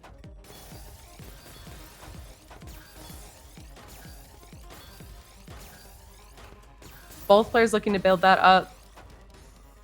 Muke's use of all spins and confidence with the all spins has just generally allowed them to build that back-to-back faster, which they're definitely using to their advantage here.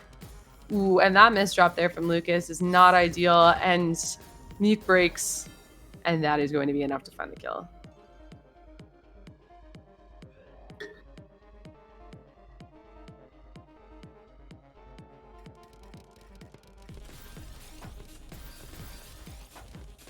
More Sailboat here versus MKO.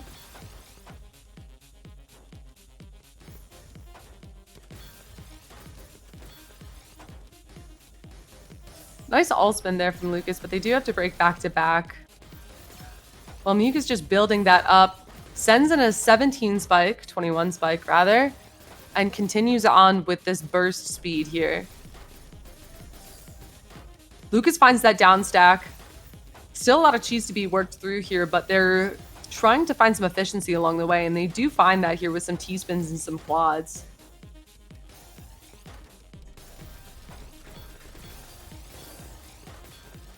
Muke finding that surge yet again. Those stylish all spins among the damage. Just trying to build up that deficit as much as possible. And doing a great job of it before releasing an 18 spike. Lucas is able to handle that 18 spike without breaking back to back. Breaks soon after, down stacks into a 16 spike. Muke is up at the top. They find the well that they need to. Muke on the down stack here with a little bit of a combo. Now Lucas is the one with that surge advantage here. They are going a bit slow. Nice Fin up at the top of the board, but is the Fin enough? There is that break, but the board's not looking good. They find the L spin they need to get out of this, setting up that T-spin, getting into the well, looking like they're about to disconnect again. Everything speeding back up and sending all at once. Muke just chilling over here at the bottom of the board, setting up this T-spin into a nice little combo down stack.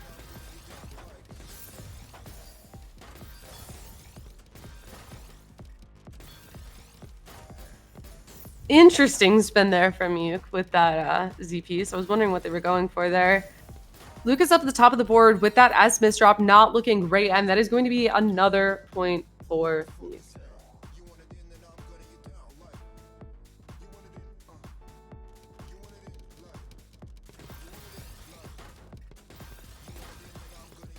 MKO versus some all spin shenanigans over here. Muke breaking that back to back for a little bit of a down stack. C-spin setup. Oh, it was a DTC spin. I'm sorry. DTC spin setup there from Lucas. Very stylish.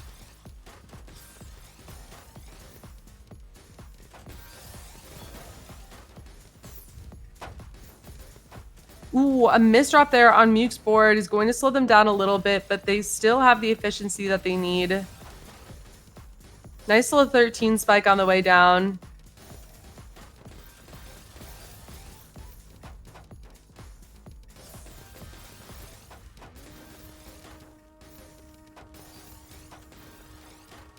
Yeah, both these players going back and forth here. T-spin triple there from Muke.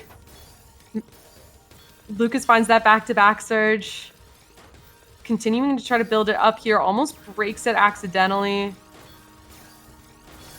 Counting to 4, finding that well, tanking that garbage. That is not an ideal situation there. They find the T-spin to clear it, but they're going to need to break that back-to-back in order to continue on with their downstack. Muke just trying to use this burst speed right here to pressure. Lucas up at the top of the board. They don't have the pieces they need, and that is a longer round that is tough. That is definitely not helping with the fatigue department. PCO stack from both.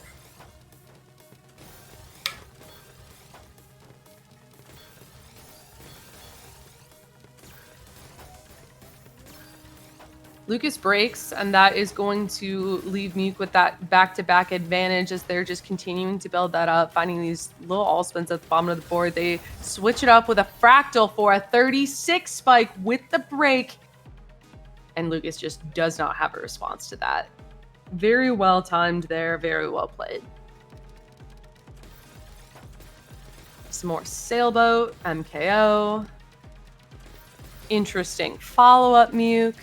That's not looking good, but you know what? You find the combo down stack out of it, and that's what you need. Nice little DT setup here.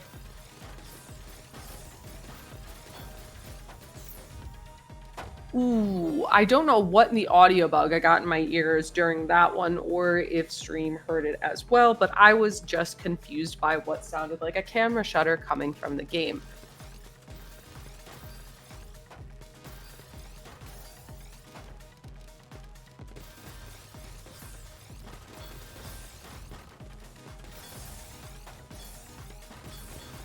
Some nice all-spin setups there from Muke. Very cheeky here, but Lucas is able to continue that back-to-back, and their board not looking great. They do have to skim here, looking for the down stack. Muke with a couple of misdrops up the top of the board. Lucas finds the spike, and that is enough to find their second point. This is a tough hill to climb here in this first 2-11, but it is definitely doable here. Just got to play well, which is definitely easier said than done, 100%.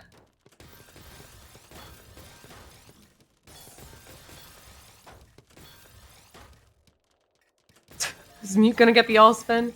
That one's always tough. That one is a tough one to get consistently. But we do see that deficit over there on Muke's board as Lucas is taking their time finding these all spins. Ooh, is that a misdrop? I have no clue. It looked like it for a bit, but then I started questioning myself. Oh, I'm waking up. We're waking up, even though it's 6 p.m., 7 p.m. We are vibing out here. Really good at talking. All right, Sailboat again versus MKO again. Muke combo down, stacking their board here. As Lucas finds that back-to-back. They're continuing it up with this 2-7 stack here. They do break, and that is good enough to find the kill. And Lucas starting to bring this back here. Like I said, tough hill to climb, but this is exactly how you do it.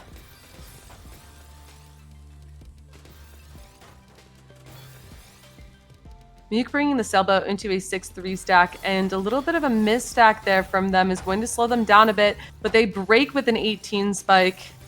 Both players break, and Muke finds the kill as Lucas was greeting for that T-spin towards the top of the board.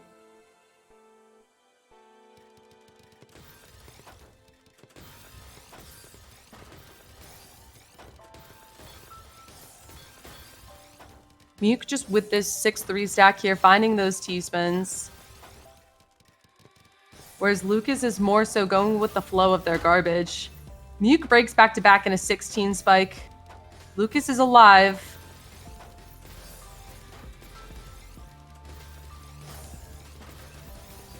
Muke with a nice well to work with there. Finding a lot of attack, but none of it finds its way to Lucas's board.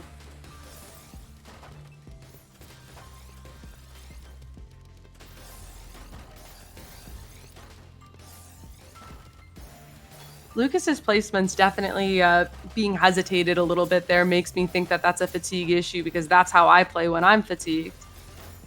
But maybe they're just chilling and maybe they're just thinking. You never know.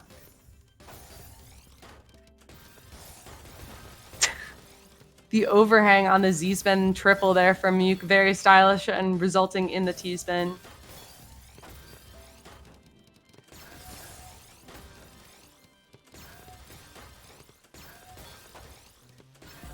Lucas with that back-to-back advantage, seeking to continue it here. Muke spikes and forces Lucas to break. Combo there from Lucas to stay alive. They continue to stay alive, but that S misdrop does seal the round. And that is tough there. Just playing so well and having that S misdrop right at the end. Not easy to see.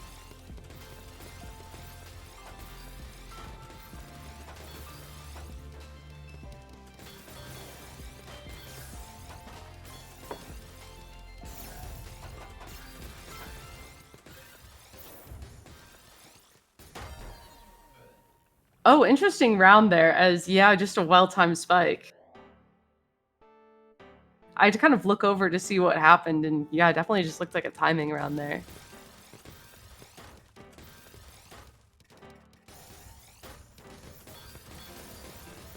Muke down at the bottom of the board, finding more spins, building up that back-to-back. Nice donation there.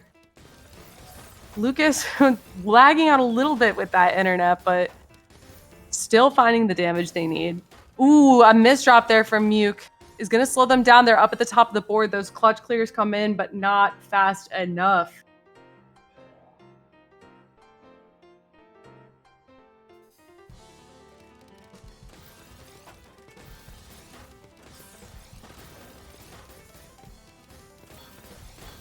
Six-3 stacking from Muke here. It's a very fast 6-3, and it's working out for them. It looks like a couple of chain misdrops on Muke's board.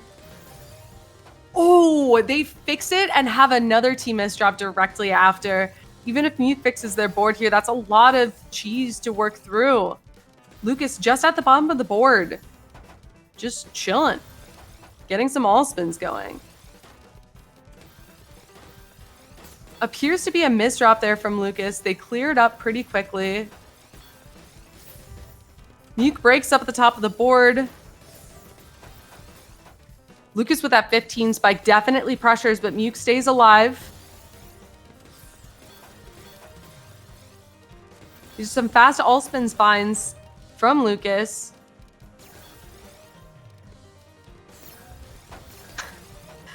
As Muke is slowing down a little bit themselves. More all spins there from Lucas, who seems like they found their second win in this round. Not easy to do. Continuing to build that up. That minus 18 looming on Muke's board. As we get to that 20, those sound effects are going to change, but we don't even get to hear them because Muke forces them to break. And Muke just does not have the pieces to get into that well there and defend against the incoming garbage.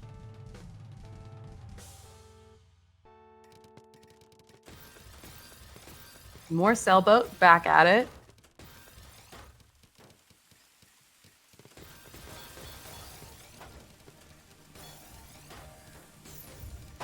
Muke thinking just a little bit at the top of the board. They break, and that leaves some cheese on Lucas's board. Lucas breaks as well.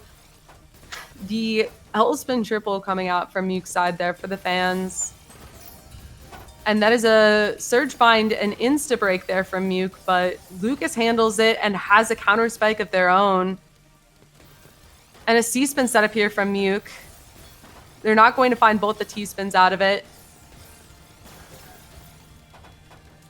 Ooh, that 16 spike there from Muke does leave a lot of messy garbage on Lucas's board, and a misdrop there from them is not looking good, and those final few pieces solidify it, and that is going to be match point for Muke here.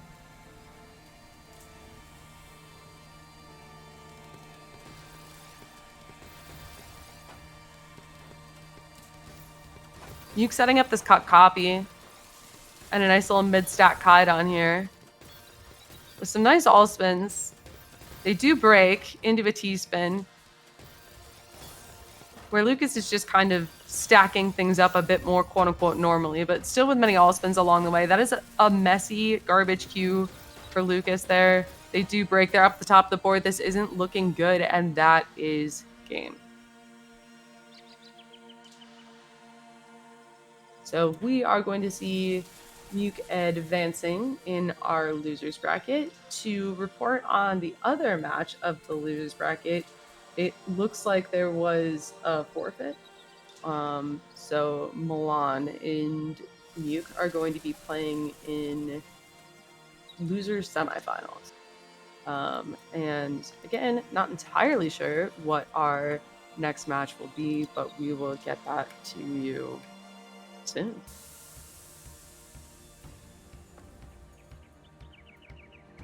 Okay, so I do see Kuro here in the room, so it looks like we are going to go to our winners finals, which is going to be Shard versus Kuro, our 1 versus 2 seed, and we do see that here. Yeah, and just taking a quick look at stats, we can see that Shark has a little bit of a stats gap over Kuro here, hence the seeding. But I'm sure these players are used to this matchup, and we should not count Kuro out here. Not at all. This is very much anyone's game. And mind you, this is winners finals, so the loser of this will go down to losers finals. So we do have Kuro in the room. Looks like we are waiting on Shark. Hopefully they don't almost forfeit by playing quick play again. If someone wants to check on that for us, feel free. I'm not in charge, but I mean, if you happen to message them and get them in here, I wouldn't be upset.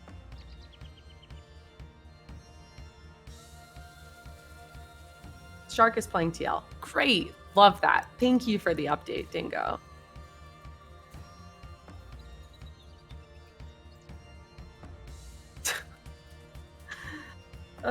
So we may be here a little bit. Hopefully that TL match is over soon. 4-2. Oh my god. How are you able to get the updates on the score while they're in game, or are you like somehow having them tell you in between rounds? I just know in Discord you can see like time elapsed on a TL game, but like there's no way to live look at score. Firestorm is streaming. Great. So now I can pull up that match. Thank you. Okay. Yeah, so Firestorm versus Shark here. We do see that Shark is up 5-2 in this first to 7. Yeah, might as well.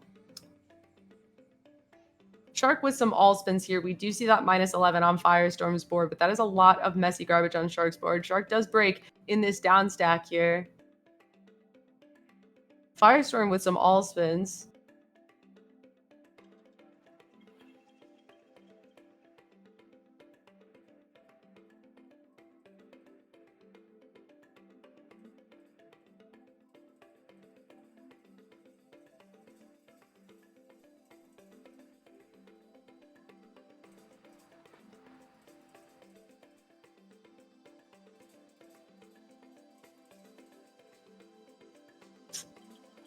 I'll give score updates. I feel like I shouldn't do play-by-play on this since you can't see it, but I'll give score updates.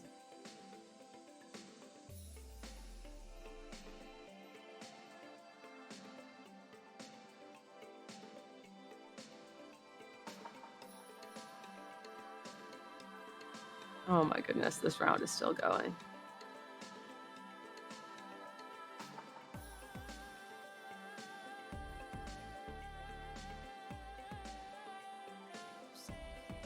Well, we'll see if it goes on too long, if they happen to forfeit this.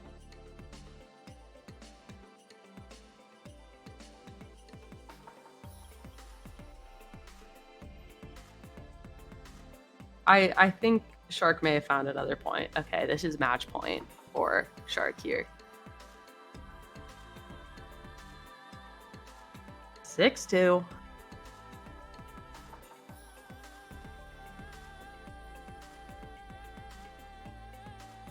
Guys, stop plonking. Why are they both plonking right now? Please, please, stop it. Shark misdropped. Oh my gosh. Okay. 6-3.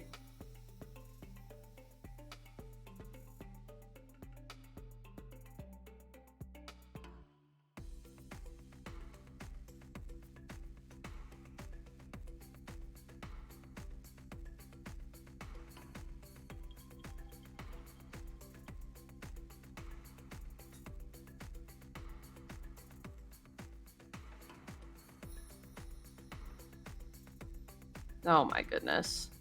6-4. Please, please, please, Shark. For the sake of time, please win this. Quickly.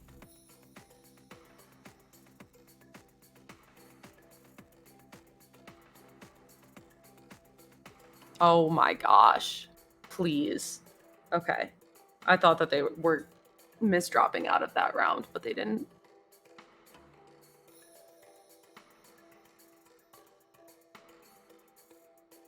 Please, let that be it. Oh, thank goodness. Okay, they're done. Hi, Andrew. Are you going to commentate when you get here in 45 minutes or whatever? 50 minutes? All right. I can put you on the mic.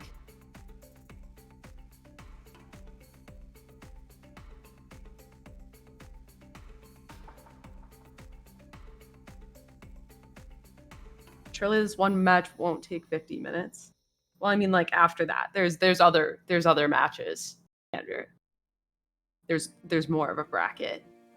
This is winners finals. We still have losers semis, losers finals, and grands. So there's at least 4. So once you're here, we can put you on the mic.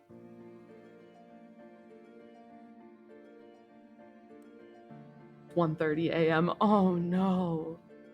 Dude, where is Shark? Shark is still not in the lobby. Can somebody tell them kindly to get themselves in here?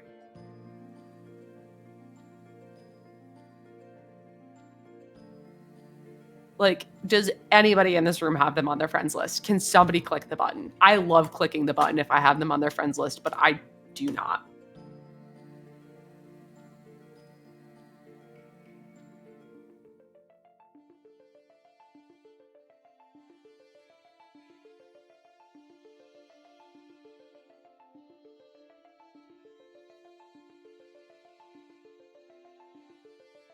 I mean, if we're going to continuing, I can discuss what's on my mind. My D&D character leveled up today, and I have to choose a subclass for my barbarian. That's what my mind's on right now. That's something I'll have to do today. They are in ending Tetra League game screen. Are they just sitting AFK in there? Yeah, because it's not like they're chatting with Firestorm or anything. Please. Oh my. Okay. A guest account named Definitely Shark just joined and left. Love that. Love that.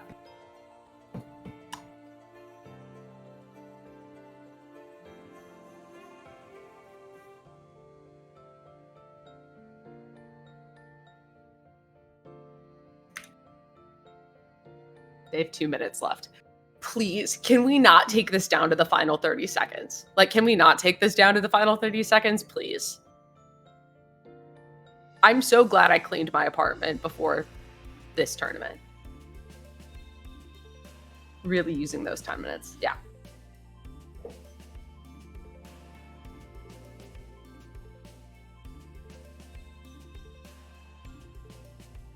They're coming? Oh, great. Amazing.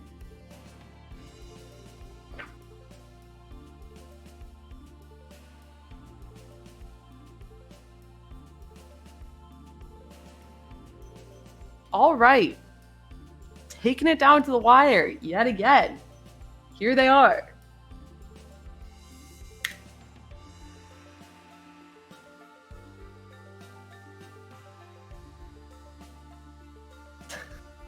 All right. We're going to get our warm-up going here.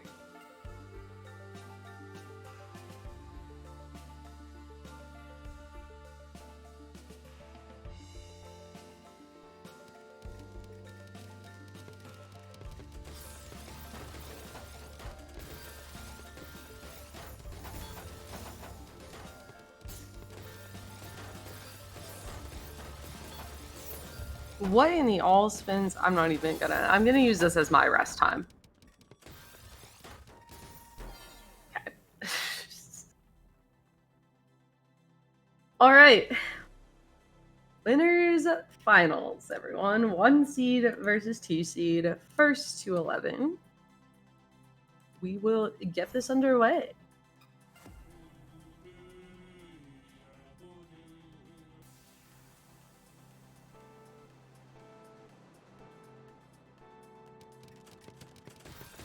Stick spinning on both sides to start this off. We do see the SDPC spin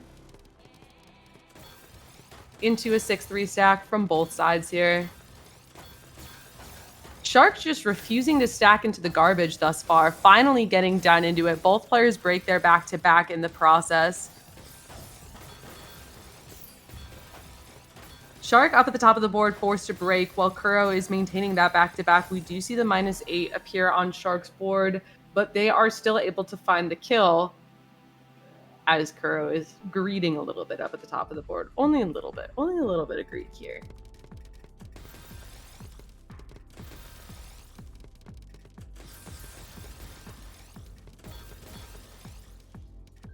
Both players in this 6-3 stack right now, just trying to build that back-to-back.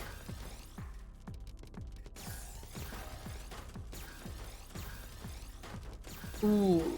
Okay, Shark's scaring me a little bit on their board, but they do find the down stack. Do they have the pieces to continue this? They do. There's the clutch clear. Always cool to see that come into play. Kuro has a lot of incoming garbage on their board, but that garbage is clean. They're getting into this really nice well here.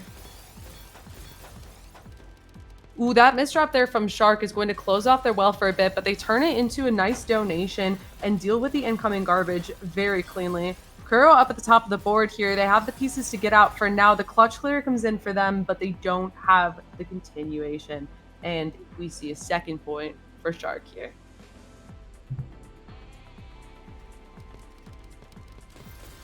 More SDPC spin activities mirrored from each other this time.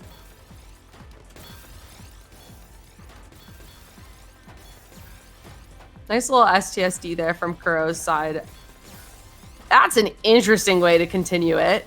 That is not a continuation that I saw. I'll say that one.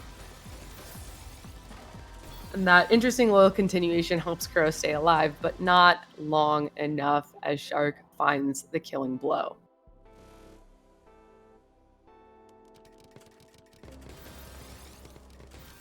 More SDPC spin. Nice little fractal there on Shark's side. Back-to-back break with a 23 spike from Shark. Kuro's board not looking great as there's some misdrops that are leading to some self-cheese, and they just are not able to find the pieces in time before Shark finds the kill. And that is a quick 4-0 here from Shark after they've just fought some pretty long rounds against Firestorm. All right, so we're seeing a change of pace here. Shark is going for the MS2.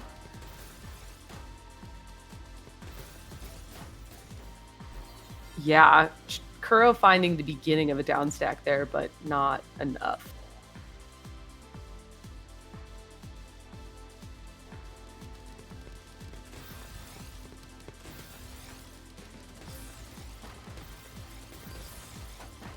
You do see these identical starts again. Interesting TP's placement on Kuro's side, but they turn it into some all spins before breaking back to back. Shark has not yet needed to break back to back, so we see that -16 over on Kuro's board. I love that SCSD setup, but do they have enough? They do have enough, but they do have some cheese on the board. They're going to be down stacking through it as Shark is just continuing to layer on that damage with those all spins, and it is just too much yet again for Kuro to handle in 6-0 Shark here. Very decisive so far in this winners finals. TKI versus MS2 here. It's always interesting to see the players work all spins into well-known openers there like Shark did with that MS2. And speaking of all spins, Kuro is just going off here, having that 17 back-to-back, just trying to scare Shark with that giant number on the board, and releases everything. Shark taking their time here, trying to figure out what to do as Kuro is just continuing to spam damage. And yeah, maybe they were just resting. Maybe they were using that time to rest. They knew it was over.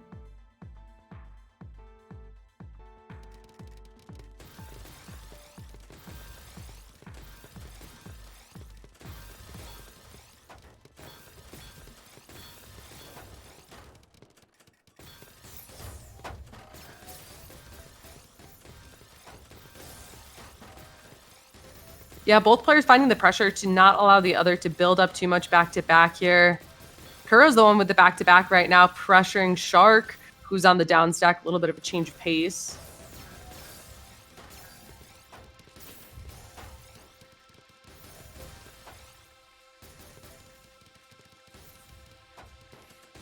C-spin setup here from Kuro is going to put a lot of pressure onto Shark's board and find them a second point.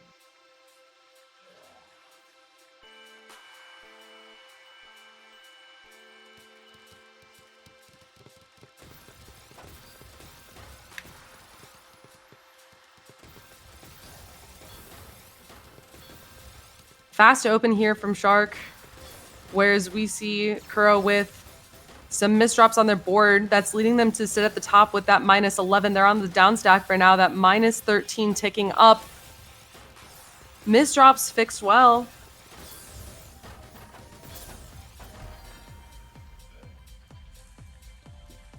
And that is going to be Shark finding yet another point.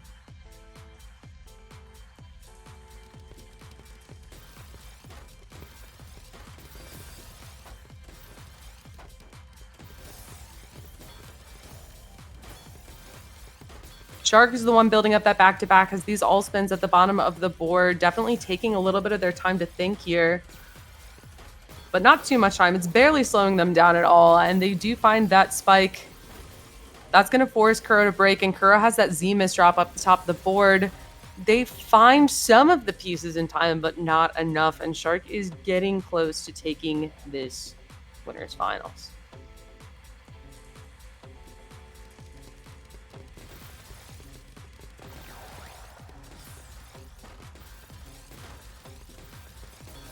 Kuro a little slow on that C-spin there, but both players find that 4 back-to-back at the same time pretty much. Shark in this 6-3 stack, just looking to continue building this up. Both players building up their back-to-back at a pretty similar rate, but Kuro's board was definitely interesting there. Definitely a smart break. And they find the pieces that they need in time. They're continuing up on this down stack, and I love the stacking here from Kuro. Oh my goodness, that 30 spike. That was a very good find on that 30 spike there. That is going to put Shark up at the top, but they are not out yet. Taking a little bit of time to think about their T-spins, finding that back-to-back yet again. This is some very clean gameplay from both sides right now. Both players break. Shark has a lot incoming on that board, and they just do not have the pieces to get out. Kuro puts on enough pressure.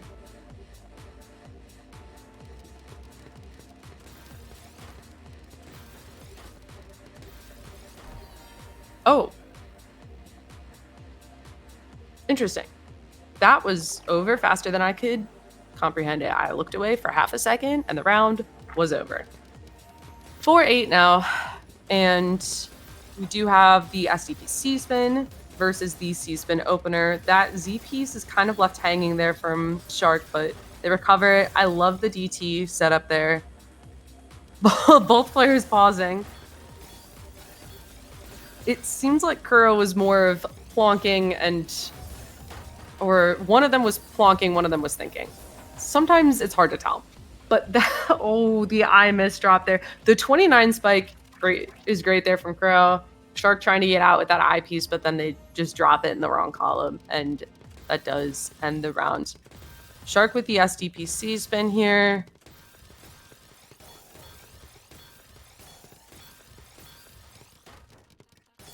Both players just like flying above 4 PPS at the start of the round, just playing clean, finding those T-spins.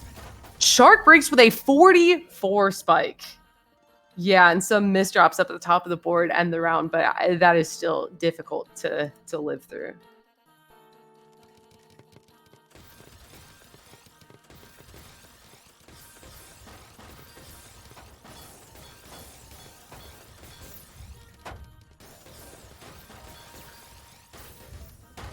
Shark up the top of the board, being a little bit pressured right now, turning the pressure over to Kuro's side and finding the kill and bringing us to match point here.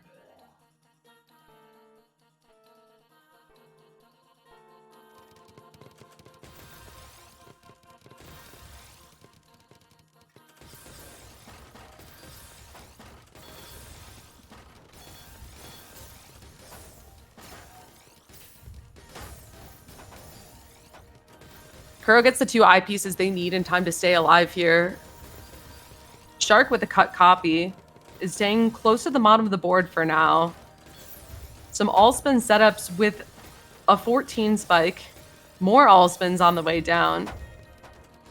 Yeah, Shark just finding those mini spikes here, and that last one does leave a lot of cheese on Kuro's board, but Kuro finds the combo down stack to send the cheese right back.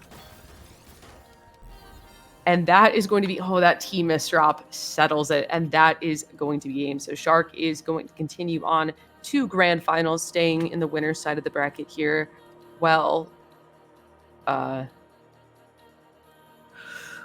we are going to go down to our losers semifinals, right? That is going to be our next match here. But that was an exciting one. There was a lot of back and forth there. Of course, a lot of all spinning, but I think that was just a really interesting display of speed, especially in that early game, both players holding that 4 PPS. So we are going to give our players a little bit of a rest there as we go to, again, losers semifinals. And this is Muke versus Milan. Milan saying in chat that they want to go to bed, and that is completely understandable as we are approaching 2 a.m. for them here. So we'll see if the time of day, the moonlight, helps them out in this matchup. But it looks like both players are in the lobby, so we will hopefully start this up soon.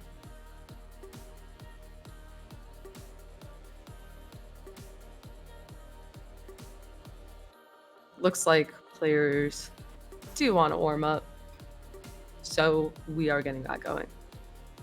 Very stick spinnable bag. That's the first thing that I see in this warm up.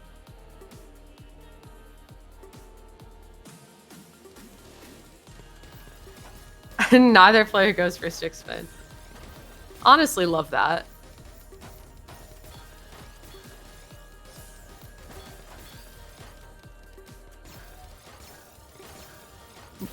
Muke 6-3 stacking for a bit, and Milan just doesn't have the pieces in time.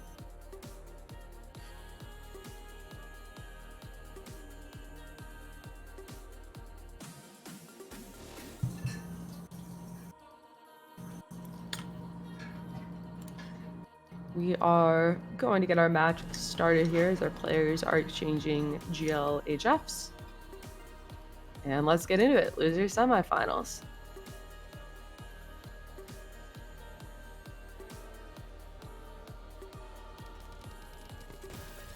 Yeah. All right, so we see PCO stack here versus that TKI into PC, and yeah, that is enough to find that first round. Milan just maybe not expecting that PC from that there, or just greeting a little bit at the top of the board. We see another good stick spin bag, and this is where the stick spin comes out. Who is running stream today? It's Hugh. And that is a 27 spike from Muke, finding their way into the garbage. Milan types WTF in the chat, and you know what? I feel that. I get that. Here's another stick spinnable bag. Let's see what happens.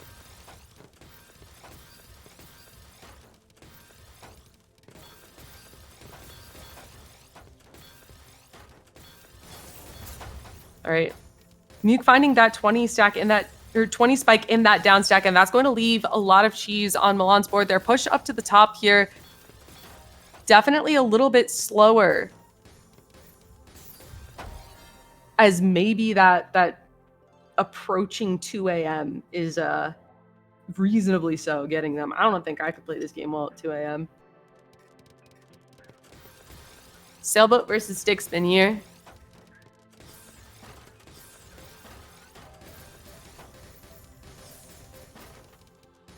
Both players skimming a little bit here. Muke up at the top of the board, not in a great spot, doesn't have the eyepiece in time, and that is going to be 1 point for Milan, who types in chat, no sweep, and then Muke types huge. Love that. And there is going to be a misdrop from Muke on that opener. They are going to be able to salvage several T-spins from it, and some all-spins as well, but still not looking great. Continuing to salvage this here and brings it into some very nice all spins to get them into their garbage, while Milan is seeing this minus 15 on the board and just doesn't have the pieces, maybe using the time to think about their choices on playing a tournament this late. I would be as well.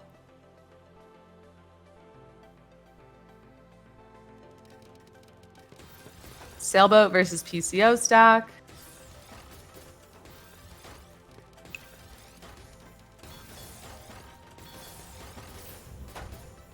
Milan finding the start to a down stack, but Muke recognizing that they can just break and confirm the point.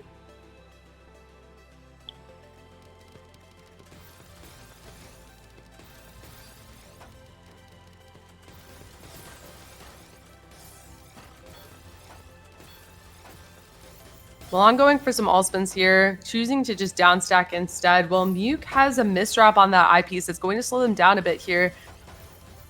They have a bit of a down stack, and that is going to leave some cheese on Milan's board that they're going to have to get into. T-spinning through it right now, and then just combo down stacking. Muke finding that back-to-back surge and a nice little fin setup there, giving us the style points as they continue building up that surge. There's that -10 on Milan's board, -9, but Milan has a strong board right now, and they're staying ready for the back-to-back break that's coming in from Muke. They do handle it pretty swiftly and start on that down stack. Muke almost putting the wrong piece into the T-spin there. Milan up at the top of the board, having some of the pieces they needed, but not enough.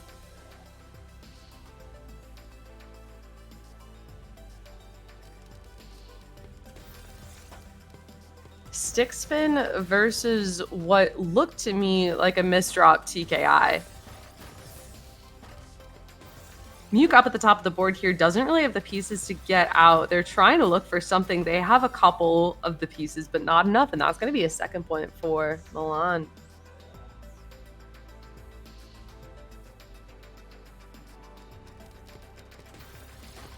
PCO stack versus TKI.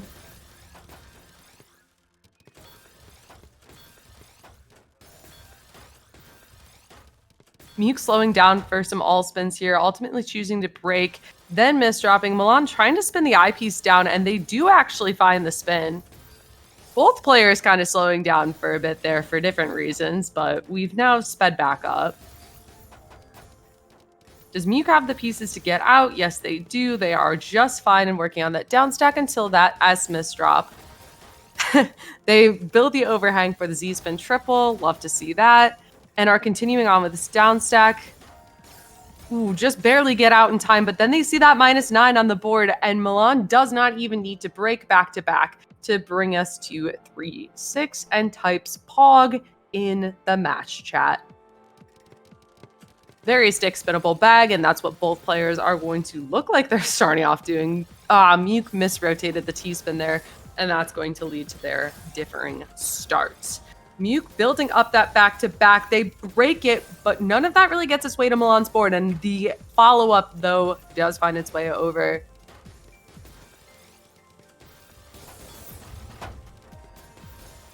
Milan has the pieces to get out of this, but Muke trying to follow this up. Milan yet again surviving. There's the eyepiece. Muke with the DT setup all the way at the top of the board. Are you kidding me? That is wild. Diabolical DT setup, if I do say so myself.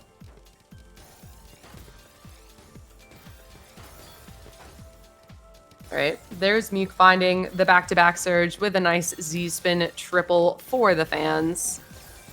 Milan is now starting to see that -11 appear on the board, and Muke finds a PC. Finds a PC in a way that does not break that back-to-back, which is insane.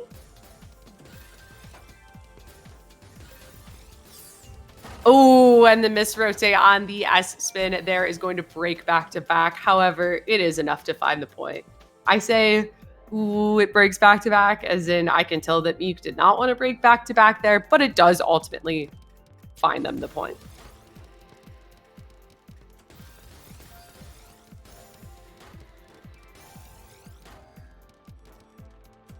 Again, a DT setup towards the top of the board. That's wild to need the gravity drop for the DT setup. Nice counter spike there from Milan, and both these players going back and forth. That's a lot of messy garbage on Milan's board, as Muke is just spamming out this back-to-back here, making that -10 come up on the board, but Milan is on the down stack. Milan is staying alive. They're keeping that well open, and they're keeping themselves ready for an incoming spike. Muke, however, okay, I was wondering if they were going to continue building up that back-to-back, but nope, they just break. Milan's still at the top of the board, but having the pieces they need. There's the eye pieces to get out. More T-spins. There's that back-to-back break from Muke. Not enough follow-up there to kill Milan, who is just continuing to stay alive.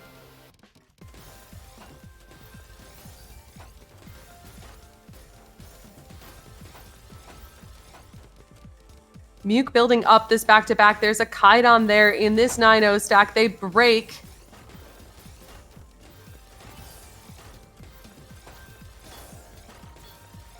Ooh, some nice all-spins there from Muke as Milan is just, yeah, has way too much garbage coming in. They just got sent to the skies with that one.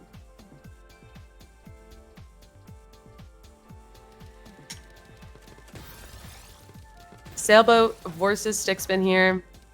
Ooh, that's a misdraw for Milan. This may be a quick round for Muke unless Milan is able to recover their board, which they do. They find the pieces. They find the down stack. Those eye pieces are right where they need to be. And that O misdrop is going to put a little bit of a wrench in Milan's plans, but they work around it flawlessly to the point where I'm not even sure if that was a misdrop. Making me question my choices over here. Milan barely getting into that well in time. Ooh, and Muke breaks at just the right time to give them the point. Muke just 2 points away here from advancing to that losers finals. More Sailboat versus Stickspin. They got sent to the Stratosphere. Honestly, that's good. I should use that. Thank you. Credit goes to you on this time, but otherwise, I'll say it was me. All right. Muke getting that back-to-back and breaking it very quickly. No answer there from Milan, who was maybe looking to set up a dono, but this is match point for Muke. PCO stack versus Stickspin.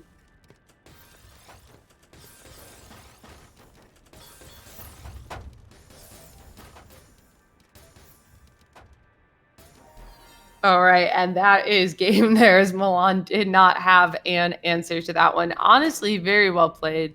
Milan had an answer for a lot of things that Muke sent at them, and although it was a bit of a rough start, there were some very nice plays in that match. That was really cool to see. But now Milan gets to go to sleep. So have a nice night. Yep, now you can go to sleep. But very well played. Congratulations. And yeah, now we are in our top 3. So like I mentioned before, Muke is going to move on to our losers finals where they will be facing Kuro. Yeah.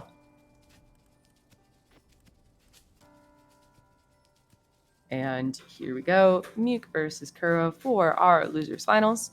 Muke is just chilling out, staying in the room, so we will just have to find Kuro, who has been easier to find tonight than Shark. So hopefully they'll be in here soon and we can get that match to you.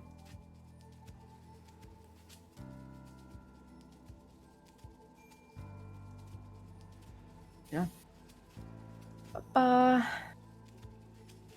Yeah, so losers finals is going to stay first to 11. Everything's going to stay first to 11 here. So we'll continue on with seeing that.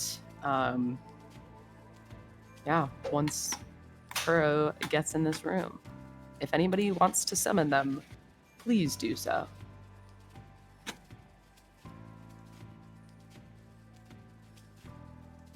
But Kuro did get a bit of a chance to rest here, but it didn't really seem like Muke was having fatigue issues towards the end of that. They were playing at a very similar speed as how they've been playing the full time. So I don't think it's really going to affect them too much, but I'm not them, so I wouldn't entirely know. I feel like it's got to be tough to play that much in a row, but you know what? The more Kuro waits, the more of a break Muke gets. So that should be their motivation to get in here, but they're probably not listening to me.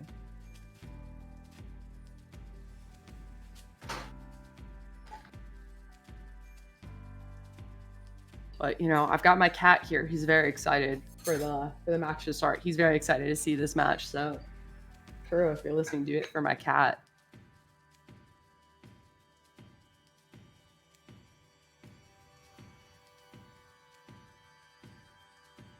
Are we really going to play the waiting game again? I hope not. Actually, the more we wait, the more I can force Andrew to commentate, so that's part of it.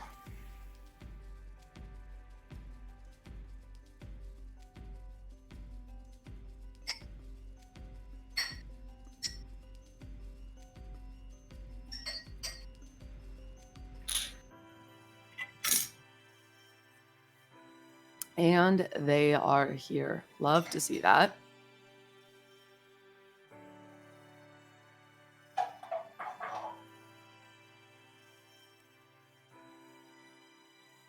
And we will get this started soon.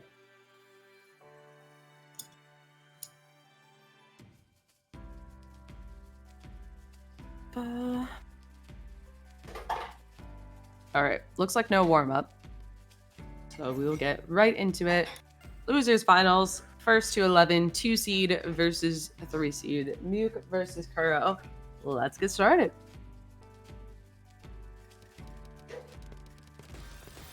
You see a nice little all spins opener from Muke here, where Kuro just went for TKI on that round. Fast start for both of them.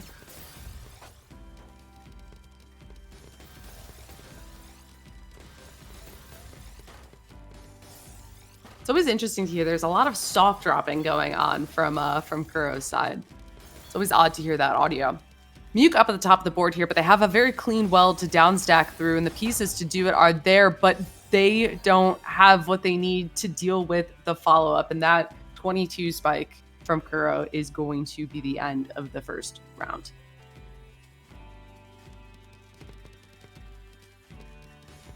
Muke trying to go for PCO stack and misdropping it, unfortunately.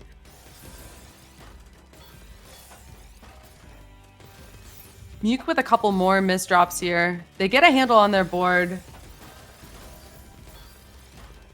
But Kuro is putting on the pressure, keeping Muke up at the top. Muke on the down stack right now. They have a 13 spike. Kuro breaks back-to-back and has a very nice well to down stack into right here. And they gain that back-to-back back. They break that. And Muke handles this. That is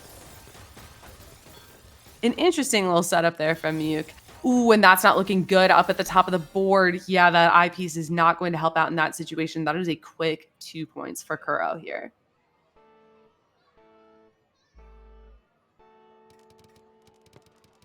Sailboat versus stick spin here. Muke appears to misdrop the opener and just goes for the down stack instead. Kuro just staying in this 6-3 stack right now, gets into the garbage.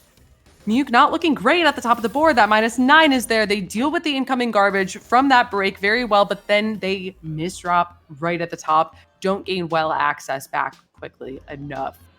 And that'll be another point for Kuro.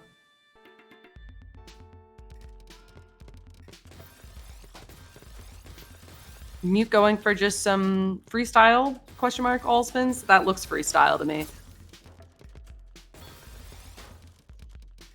Kuro finds that back-to-back first. And they're continuing it, playing a little bit slower than we've seen. Both players playing a little bit slower than we've seen in previous rounds. An early 27 spike from Muke. The counter spike from Kuro is going to put Muke on the ropes here. Ooh, the 18 spike to follow up is not looking good for Muke as they are up the top of the board with that cheese down in the stack. They get down into it, but that's going to give Kuro time to build up some back-to-back, which they start to do here. They break it and start an up stack of their own. Looks like they've maybe got some all spins set up there. Okay, all spins into the T-spin. Love to see that. Kuro thinking for a little bit before going on that down stack. And Muke, is that a misdrop? Yeah, there was a misdrop there from Muke as I'm looking at the instant replay. Stick spin versus sailboat again. No misdrop this time on the sailboat. Love the S-spin triple there. Did that get into the garbage? It did. That was sick.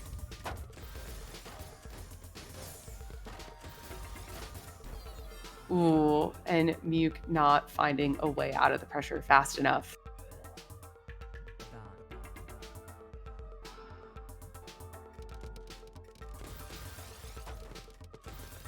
Ooh, Muke misdrops the sailboat again. As Kuro is just in this LST over here, this 2-7 stack off of the TKI, and Muke does not clean up their board quite in time. That LST can deal so much damage so quick, and a misdrop at the top of a pretty intricate opener is enough to cause enough of an issue to lose to that. I do love to see the DT cannon. I am a huge fan of DT cannon. Love to see it come out. I think it got buffed in Season 2 because of the Allspins follow-up. And see that right there? Muke uses DT cannon and gets their first point. That is a message out there to everyone that you should be using DT cannon, and it's an amazing opener. Use DT cannon equals win, 100%. Muke with the S-spin triple in the middle of that down stack is ridiculous, but Kuro brings forth enough damage to cause a problem for Muke and take the round. You agree? Thank you. Join DT Cannon Nation. All right. C-spin opener here from Kuro. They're going pretty slow, plonking it, but Muke is able to put some garbage onto the board, put some cheese on there. That's going to force Kuro on the down stack as Muke is building up that back-to-back. They have the all-spins. They have the all-spins into the T-spins. And this is some really fast, clean gameplay here from Muke. Kuro trying to force Muke to break, which they do just now, but there's the follow-up from Muke. Kuro not being able to build that back-to-back, still under this pressure right now.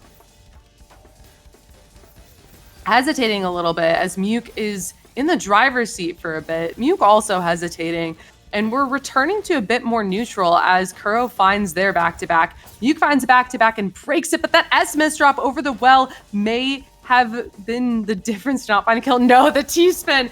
Okay, Muke finds it. That was sad of watching them not be able to get the T-spin, hoping that they can get the kill. Muke trying to stay in this here.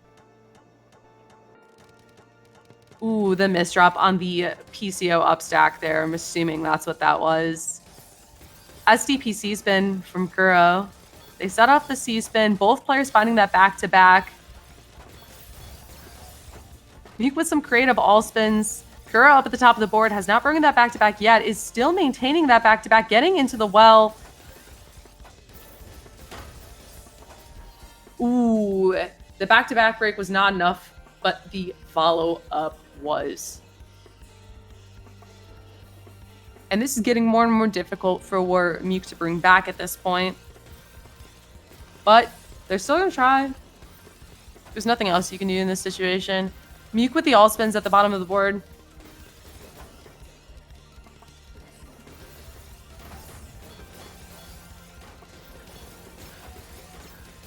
One second, I smell something burning.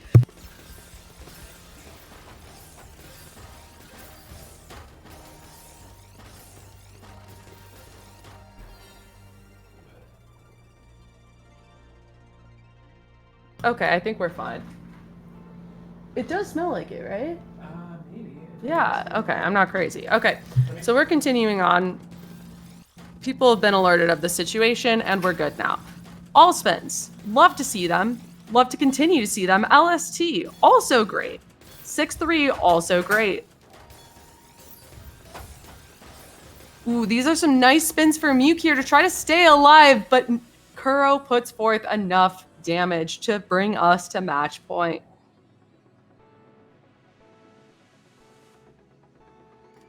Must be our neighbor, not us. We're not burning anything in here. All right, cool. Sailboat.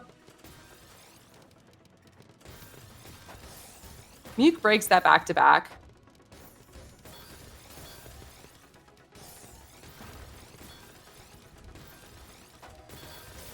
Kuro up the top, breaks the back-to-back into a 14 spike, but they cut off a little bit of well access. They get it back quickly, and both boards looking pretty darn cheesy right now.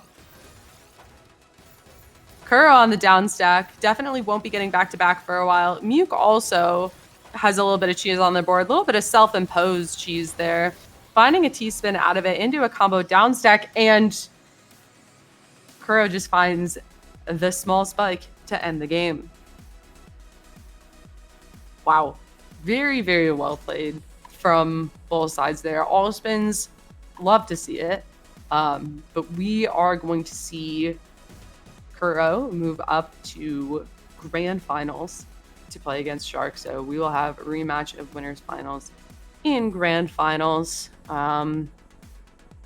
And yeah, so the most elusive player of the night, Shark, has found their way back into the room in record time. Amazing. 10 out of 10. Love to see it. So hopefully we will get this match to you soon. It totally smells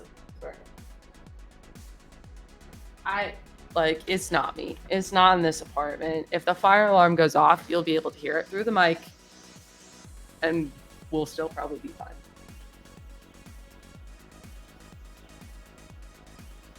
All right. Yep. 1 seed versus 2 seed. It looks like we're going to have our warm up here.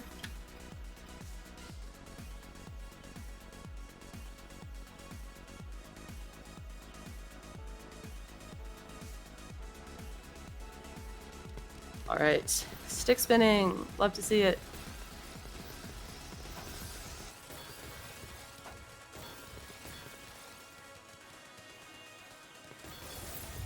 A little bit of plonking.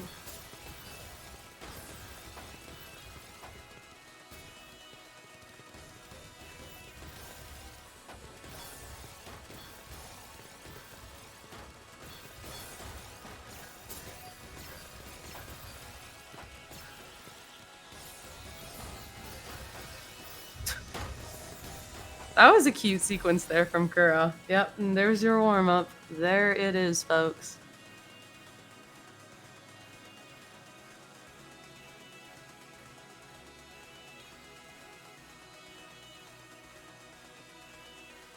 All right. Grand finals. Let's get into this here. Okay. Kuro types, can you give me a second? Oh, okay, sure. GLHF, and then Q aborted the match. So we will give Kuro a minute there. And they have now typed, all right, GLHF. Okay, so not even that long of a break. Love that. My cat's staring at me like I'm crazy. Do you smell the burning Zuko? Where's it coming from? Can you tell me? Who did it? All right, more off. Stick spins from both sides. We're going to see that C spin. Kuro plonking it a little bit while Shark is just setting it off. So Shark misdrops there with that T-spin. They were thinking a little bit on how to get the continuation going, but decided to just break back-to-back instead. Kuro breaks that back-to-back and puts Shark up at the top of the board, but they're getting down through this with some nice all spins, and both players trying to get this back-to-back going again. Shark finds it with some really, really fast all spin finds. Like, it is insane to be able to find those at that pacing. Ooh, yeah, okay, so Shark, in the effort to try to keep that back-to-back, lost access to their well, and misdropped that eyepiece. So that is going to be first point for Kuro. TKI versus SCPC spin here. Shark is going to be the first one to find that back-to-back, and I don't know if they meant to put that J piece there, but that was scary. That was a scary J placement from Kuro. They get out of it alive, they're fine, they're using that speed, but boy, would that have not been my move. Anyways, continuing on, both players have their back-to-back. Oh. Kuro just breaks it at the exact right time, or maybe the exact wrong time for Shark there. SCPC spin here. Both sides, yet again. Kuro's the one plonking it, but then they also misdrop that S piece right after. That's going to force them to break. Shark also breaks and continues on with some all spins, try to build it up again. But Kuro lives. Kuro's on the down stack. Kuro's putting forth the pressure. There's the 18 spike, and there's the back-to-back break from Shark, but they're not looking good here. They have the pieces. There's the down stack. Ooh, and that 13 spike. Yeah. Kuro had the T-piece there, I'm pretty sure, but just greeted the T-spin where Shark was able to find the fast damage. More SDPC spin activities, except Shark misdropped that L piece over on the side. They're slowing down to try to find the all spins, but they misread the board there. Don't have the all spins that they think they do, but they find a 24 spike in the middle of all of that. Kuro breaks that back-to-back up the top of the board. They don't have the pieces they need. Shark finds the kill and finds the tie. We are here at 2-2.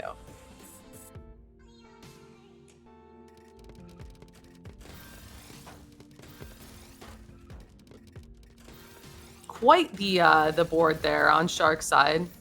A little bit of art class going on, but they fix it up pretty quickly.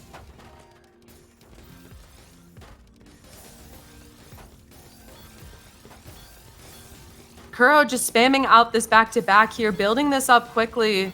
Shark building up the back-to-back on their own with some nice donos and a 28 spike as they break. Kuro breaks as well. This is a lot of cheese here on Shark's board that they're going to have to address soon. Whereas Kuro is just layering on this back-to-back. The burst speed is insane. No, they had the eyepiece. I don't think it really would have made too much of a difference. There was an insane garbage queue pending, but they did have the eyepiece. So they could have survived at least a little bit longer, but sadly, the misdrop. MS2 versus SDPC spin over here. Very nice all spin into count to 4 from Shark, and yeah, Kuro just stacks over the well. I'm pretty sure that was greed, though I could be wrong. I was just looking at the wrong board and have no idea whether or not they misdropped. LST TKI versus SDPC spin over here, and Shark does misdrop that eyepiece. Shark now on the down stack a little bit here. They get what they need. Kuro with some nice all spins to try to build their back-to-back back up, but look at that garbage. Look at that cheese at the bottom of Kuro's board. Shark is using this opportunity to build up that back-to-back advantage. There's that -9, -8 on the board as Kuro did have to take a break to deal with the cheese. That garbage is now clean on Kuro's board, but that -14 is still looming, and that is growing so fast as Shark is just finding all spin after all spin after all spin, and that is insane to see that back-to-back deficit tick up that quickly. Oh my goodness. A couple of misdrops there on Shark's side with that opener. Let's see if they can resolve them in time. There's that well access, but in the meantime, Kuro has found that back-to-back. They do have to break though, so it kind of nets neutral as Shark is now in the driver's seat with the back-to-back. They're about to trigger that -8 on the board. They trigger it and then send immediately. Kuro's up at the top of the board, but they have the T-spins. They have what they need. They put a little bit of pressure over to Shark's side, and Shark is up the top, and ooh, IRS. If IRS was in the game, they would have lived right there. They would have lived. Just saying. Just saying. If IRS was in the game, put IRS in the game, please. Anyways, SDPC spin. Just... Oh, it was on the same side. I thought that they were on opposite sides, but they weren't. Anyways, we are now into the mid game. Both players with that 7 back-to-back. Shark is the first to send it. Kuro sends after. Shark at the top. They have some of the pieces they need, but not enough. And this is just back and forth and back and forth right now. Reminder that Shark is on the winner's side of this and Kuro's on the loser's side, meaning if Kuro wins this here, we are going to go into a bracket reset, into a true finals. But if Shark wins this, that is going to be the tournament for them. And we are approaching TWC time, so if these players are looking to improve their TWC points, there is not much time left. And that is a 32 spike there from Shark. Kuro lives it, but boy, is that cheesy on the rest of the board. And Shark is just sitting there with quite the spike ready to go. Kuro just ignores their setup and just tries to downstack instead. That -11 looming on the board. But that TST to save themselves there is actually gorgeous, and they do continue on surviving. Shark trying to pressure. That 19 spike is enough to do it. Even though there was a clutch clear at the top of the board, it was not enough. And we are tied yet again.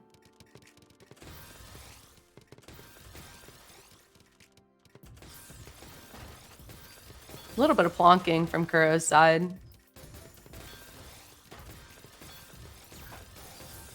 What is Shark's board? Yeah, like building back to back, but at what cost? Yeah, it's not enough. No, I mean, if you throw your board state, I don't know how much of that was actually thrown versus misdropped, but if you throw your board state for some back-to-back, it is very easy to watch that blow up in your face. Both players setting off their TD openers.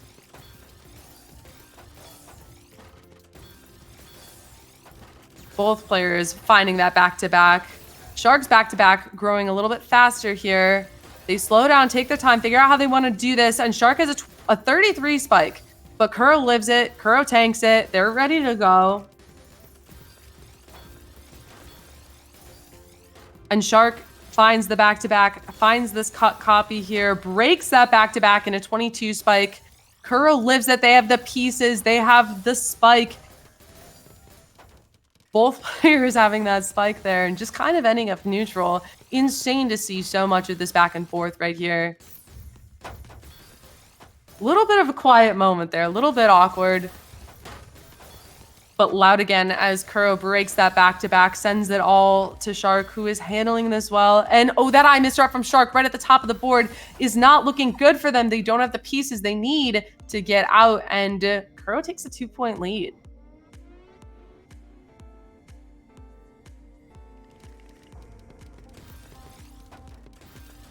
TKI versus SCPC spin here.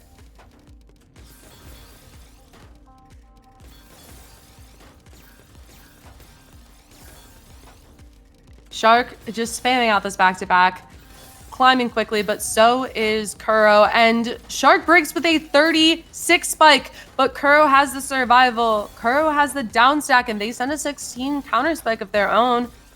Shark, in the meantime, has built back up that back-to-back, and they're continuing to do so. Shark breaks with a 16 spike, and Kuro does not find the eyepiece in time.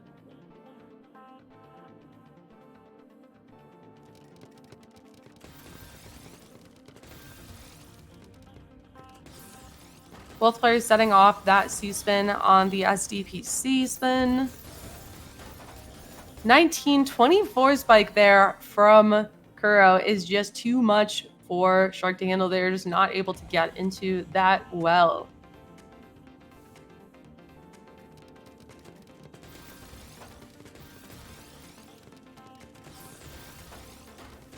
LST over here from Kuro's side, and there is a misdrop on that Z piece right there that is going to slow them down a little bit, and they do survive, but they do have that -7 on the board. Shark trying to build that back-to-back advantage. Some T-spins, some all-spins. They get that up to 19 surge, and they break, but they don't really have the follow-up. That board's not looking great. Shark has a lot of messy garbage to downstack through, and this isn't looking great. They're hesitating a little bit here, and that gives Kuro the time to find another spike. And this is Kuro looking like they are about to bracket reset this. This is a very stick spinnable bag. Both players just going for it here, ripping the SDPC spin. And we do see Kuro yet again flonking that C spin. Shark breaks back to back with a small, okay, I say small, but it's still a 20 spike. It's small in relation to some of the spikes that we've seen. And that board state, yeah, Kuro just misdropping that board and just not able to recover it in time.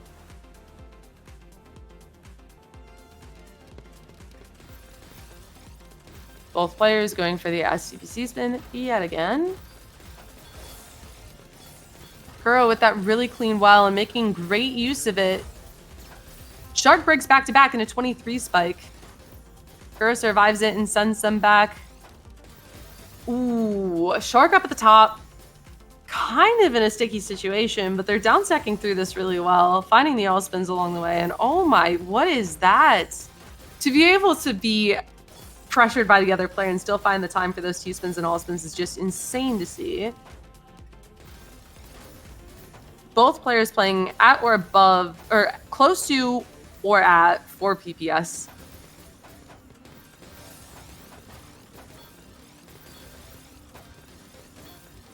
Kind of just alternating between that back-to-back build and that combo down stack. Right now, Shark is the one building back-to-back and then breaks it and then starts to build it again and then combo down stacks. And It's a lot of back and forth. It's a lot of trying to find the perfect timing on your spike, but both players just not relenting right now. Kuro took a pause to think there before finding that back-to-back yet again. That ring means Andrew's here. I've got to let him into my apartment real quick. Hello. Yep, thank you.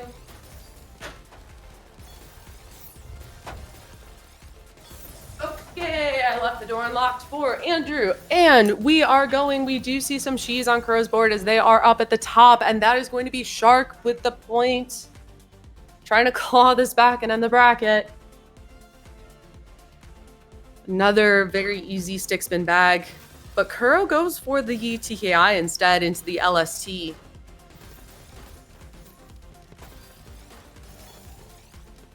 Kuro trying to get into this next well here.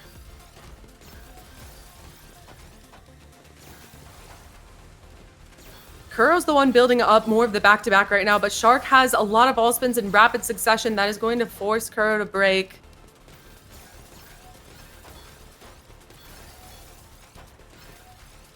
Got 14 back-to-back from Shark. That minus 16 is over on Kuro's board. Shark looking to tie this up here. 30 spiked from Shark, and that is not looking good. Kuro has an S, a Z, and an O. That is not what you want to have in that situation. We're all tied up at 9. Reminder that this is not a first to 11 plus 2. There is no deuce situation. And we are going to see stick spin versus TKI into LST yet again. It's open. Yeah, hey, come in. How's bracket going? All right, Kuro breaks that back-to-back, and that is going to be enough for Kuro to find match point here on that point for that bracket reset. And Andrew, whenever you want, chair's open there. You can be on the mic with me. Stick spin from both sides. We see the SDPC spin.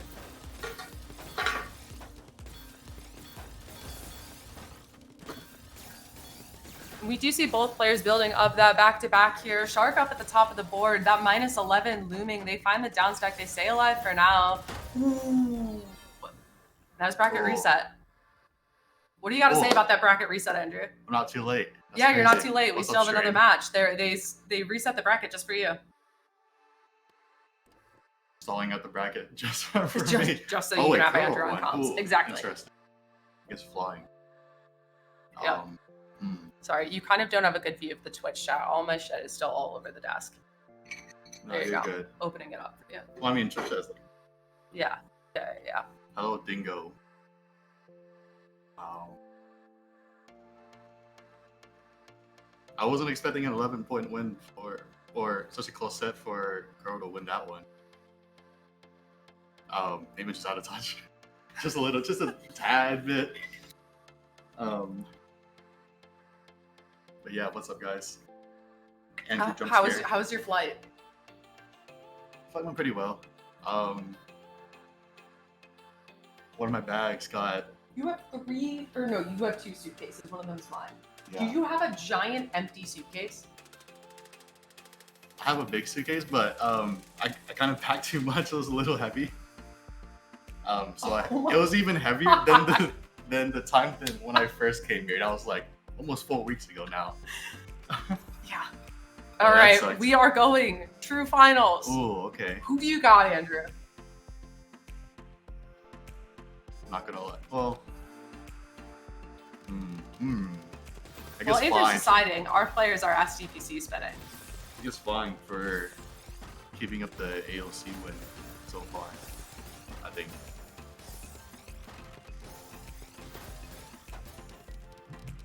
That is Mike. That's who I'm rooting for. All right.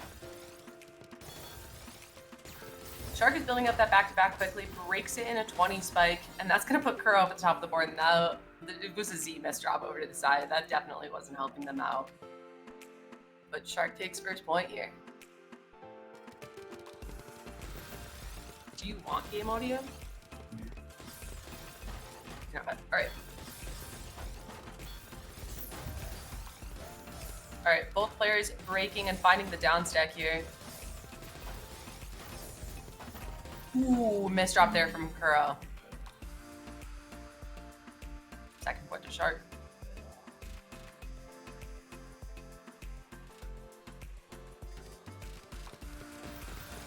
More Sticksman. Very popular opener. I mean, you know what? At least I got to see one DT cannon today. That's more than usual, so I was happy about that. Only one DT cannon? Only one. Yeah, the whole time. Girl, breaking surge. Manages to get out of it. Can they keep it up, this pressure? Do they have down stack? Maybe? That's Okay. insane. Wild down stack, wild survival there. Oh yeah, sorry, I have tiny ears, so the earbud tips are very small. Hope that you can get that to work. Probably better than the other way around. Probably. All right, Fractal here from Shark as they break with that 26 Ooh, spike. yikes. Misses the spin, but I don't think there was a down stack. Either way. I don't think we saw a 3-point lead at all during that last set, so interesting to start it off with one.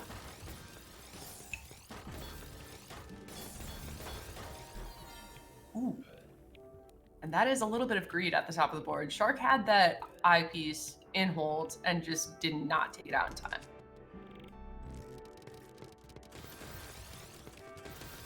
SDPC spin from both sides. 5 PPS. Just straight up 5 PPS from Kuro. Wild to see. But Shark is the one with the back-to-back advantage. They're continuing to build it up. They're kind of hesitating here at that 7, and they do break. Ooh, up at the top of the board. This isn't looking good. They don't have the piece to get out, and that's going to be a second point for Kuro.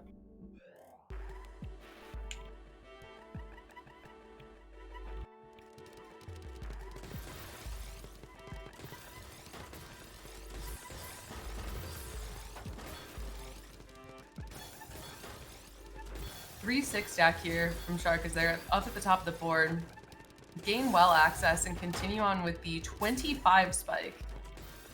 Kuro breaks back to back in response. Little bit of hesitation, little bit of awkward board state. They start to find that down stack, but the 22 spike there from Shark seals the point. Do you see how I use the other monitor as an instant replay? If you don't see what happens here, that's on a 2-second lag. Isn't it nice? I love it. All right, SDPC spin from both sides. You just use this other monitor to like continue your thoughts. Yeah, I mean, that's where normally you use one for the game and one for the Twitch chat, but it's also nice to have an instant replay if you need it. It's really helpful in Tetrio. TC, not as much. DT there from Shark as they have that 18, 19 back-to-back now. There's that 20 deficit, and they break with the 29 spike. Not quite enough. Not red piece.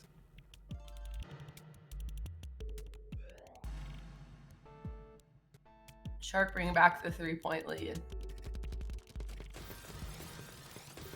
More SCPC spin on both sides. Ooh, and that misdrop there from Kuro. Ooh, and the chain misdrop, not looking good. Maybe that's fatigue. You never know. It's tough to play this much in a row.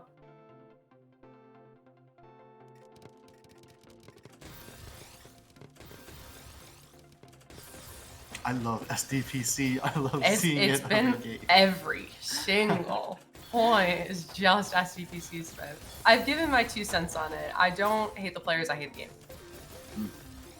That's where it's at. And these players use it as a tool and not as a crutch like all the SS players. Yeah, exactly. And I'm sure we'll see more of it here as this is another SDPC-able bag. Hi Sketch, how's it going? This is True Finals. Hello, Sketch. We got Andrew on the mic. He's in the room. Jump scare. IRL. Yeah, I'm just chilling here. What's up?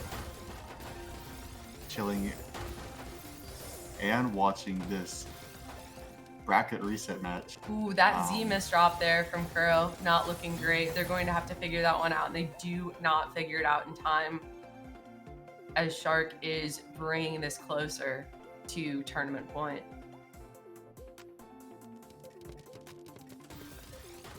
MKO versus MS2. Misdrops the MKO. Okay, not a good spot for Kuro.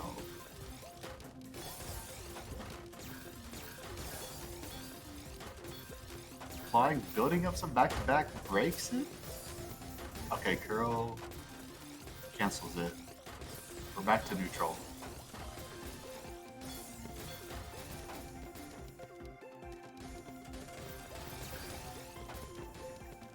There's that -8 on Kuro's board as Shark is taking a little bit of time to think about this setup and wondering if they were going for an STSD there, but not quite. Don't quite understand what they're cooking. Maybe I never will. Because they're building up this back-to-back. There's that break with a 33 spike there, but Kuro sees it coming and handles it well. They have this fractal sack here, finding some all spins along the way. A break there from Shark, but Kuro's able to handle it. Interesting donation. Ooh. Kind of like that one.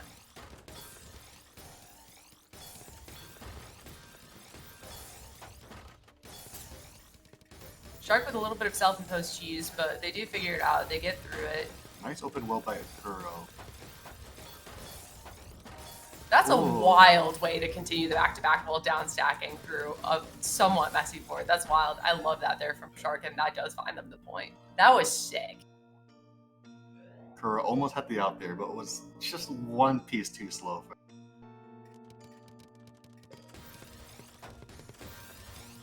Kuro misdrops the opener there, but recovers and starts just freestyling.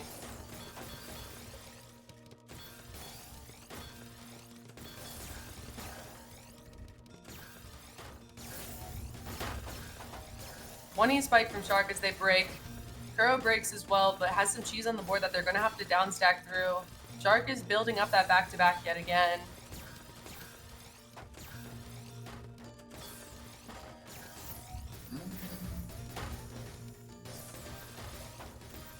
Shark up at the top of the board, trying to find their way out as Kuro's trying to find enough pressure. They don't find enough pressure fast enough, but they gain that surge again.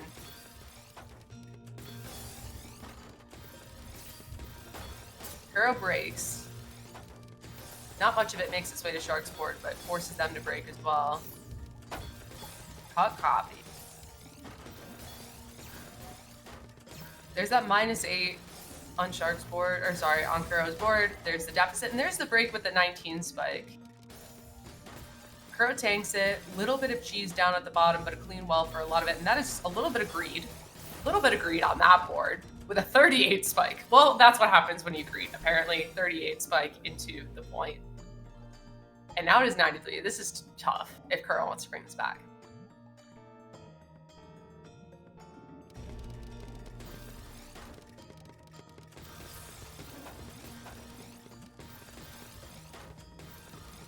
LST on Kuro's side, they hesitate a little bit and then just break. Yeah, a little bit more hesitation on Kuro's side there.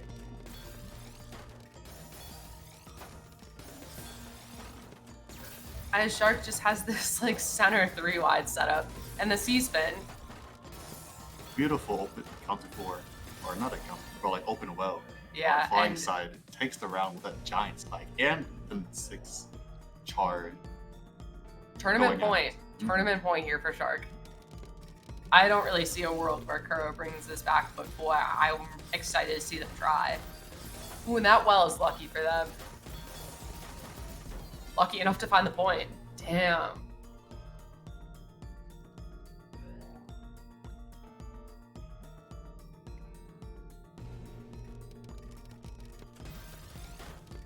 MS2 versus TKI into LST. That is some wild greed to wait that long to get into the garbage from Shark. That is insane.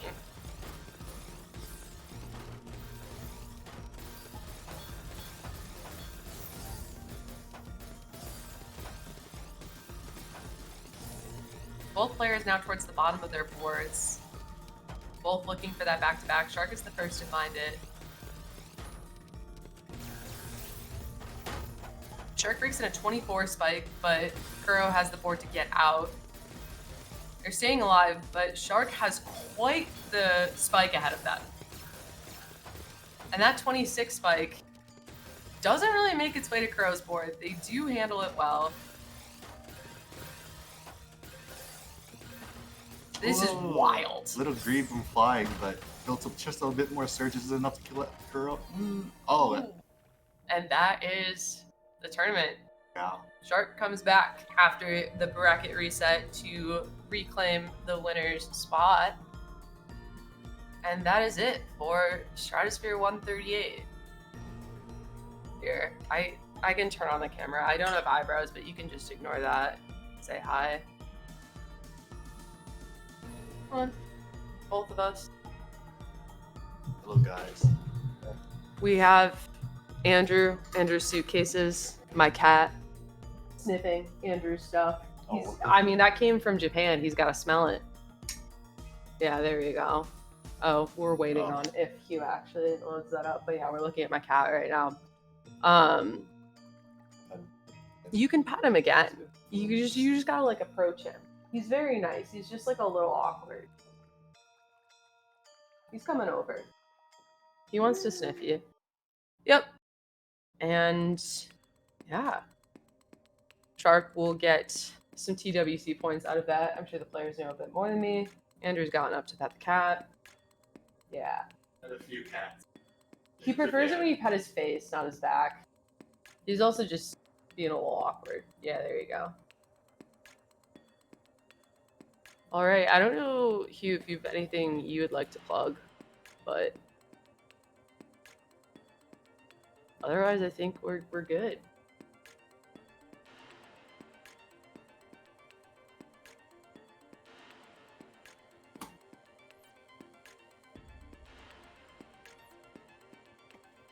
Oh, we can plug the California layer. Oh, go ahead.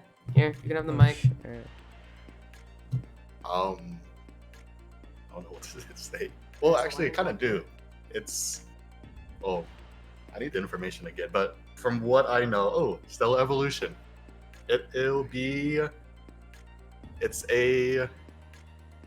Stellar Evolution is an event in collaboration with Hummingbird Nest and the Classic Tetris World Championship Regionals. It'll be both a C2WC regional for the 2025 season, which has just started after, like, the main one has just concluded earlier this month, and it'll also be a TWC and there will also be there'll be a PPT2 bracket, there'll be TEC bracket, and there will also be a Tetrio bracket along with a TWC qualifier, 2 qualifiers and 1 event. Join the server for more info. It's kind of an insane collab from like official C2WC and official modern Tetris event at the same time. Like, very fun, very cool. Exciting to see something like that on the West Coast. So if you're somewhere in SoCal and you can make the trip, it will be happening. Is there a date? July 5th. That's this week, right? Yeah, week from yesterday. So yeah, if you can make it, that'd be nice. I've heard some. I'm not sure if there's a player list like a public attendance sheet. Not sure.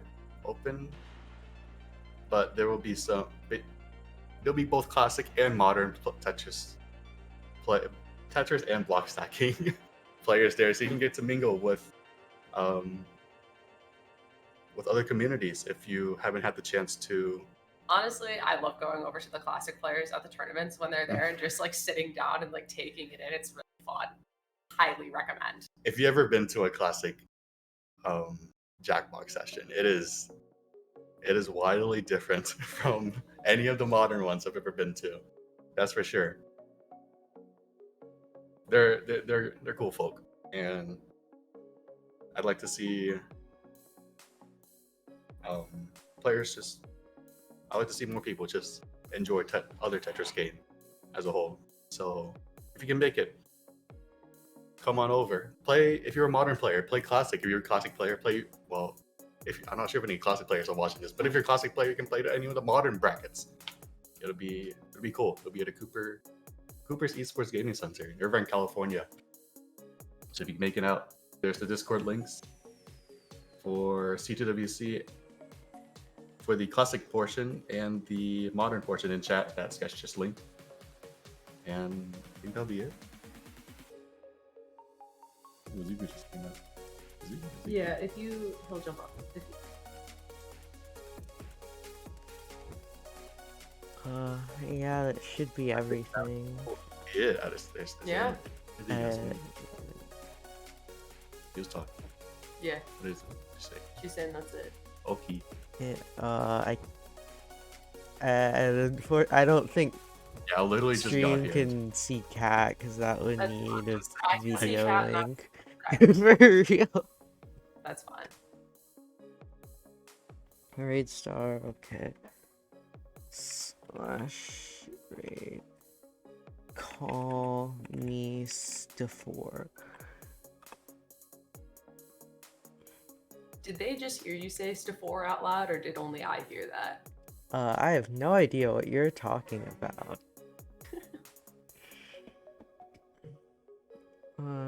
Yeah, that should be, yeah, that's everything. I already said that. We'll see y'all next week.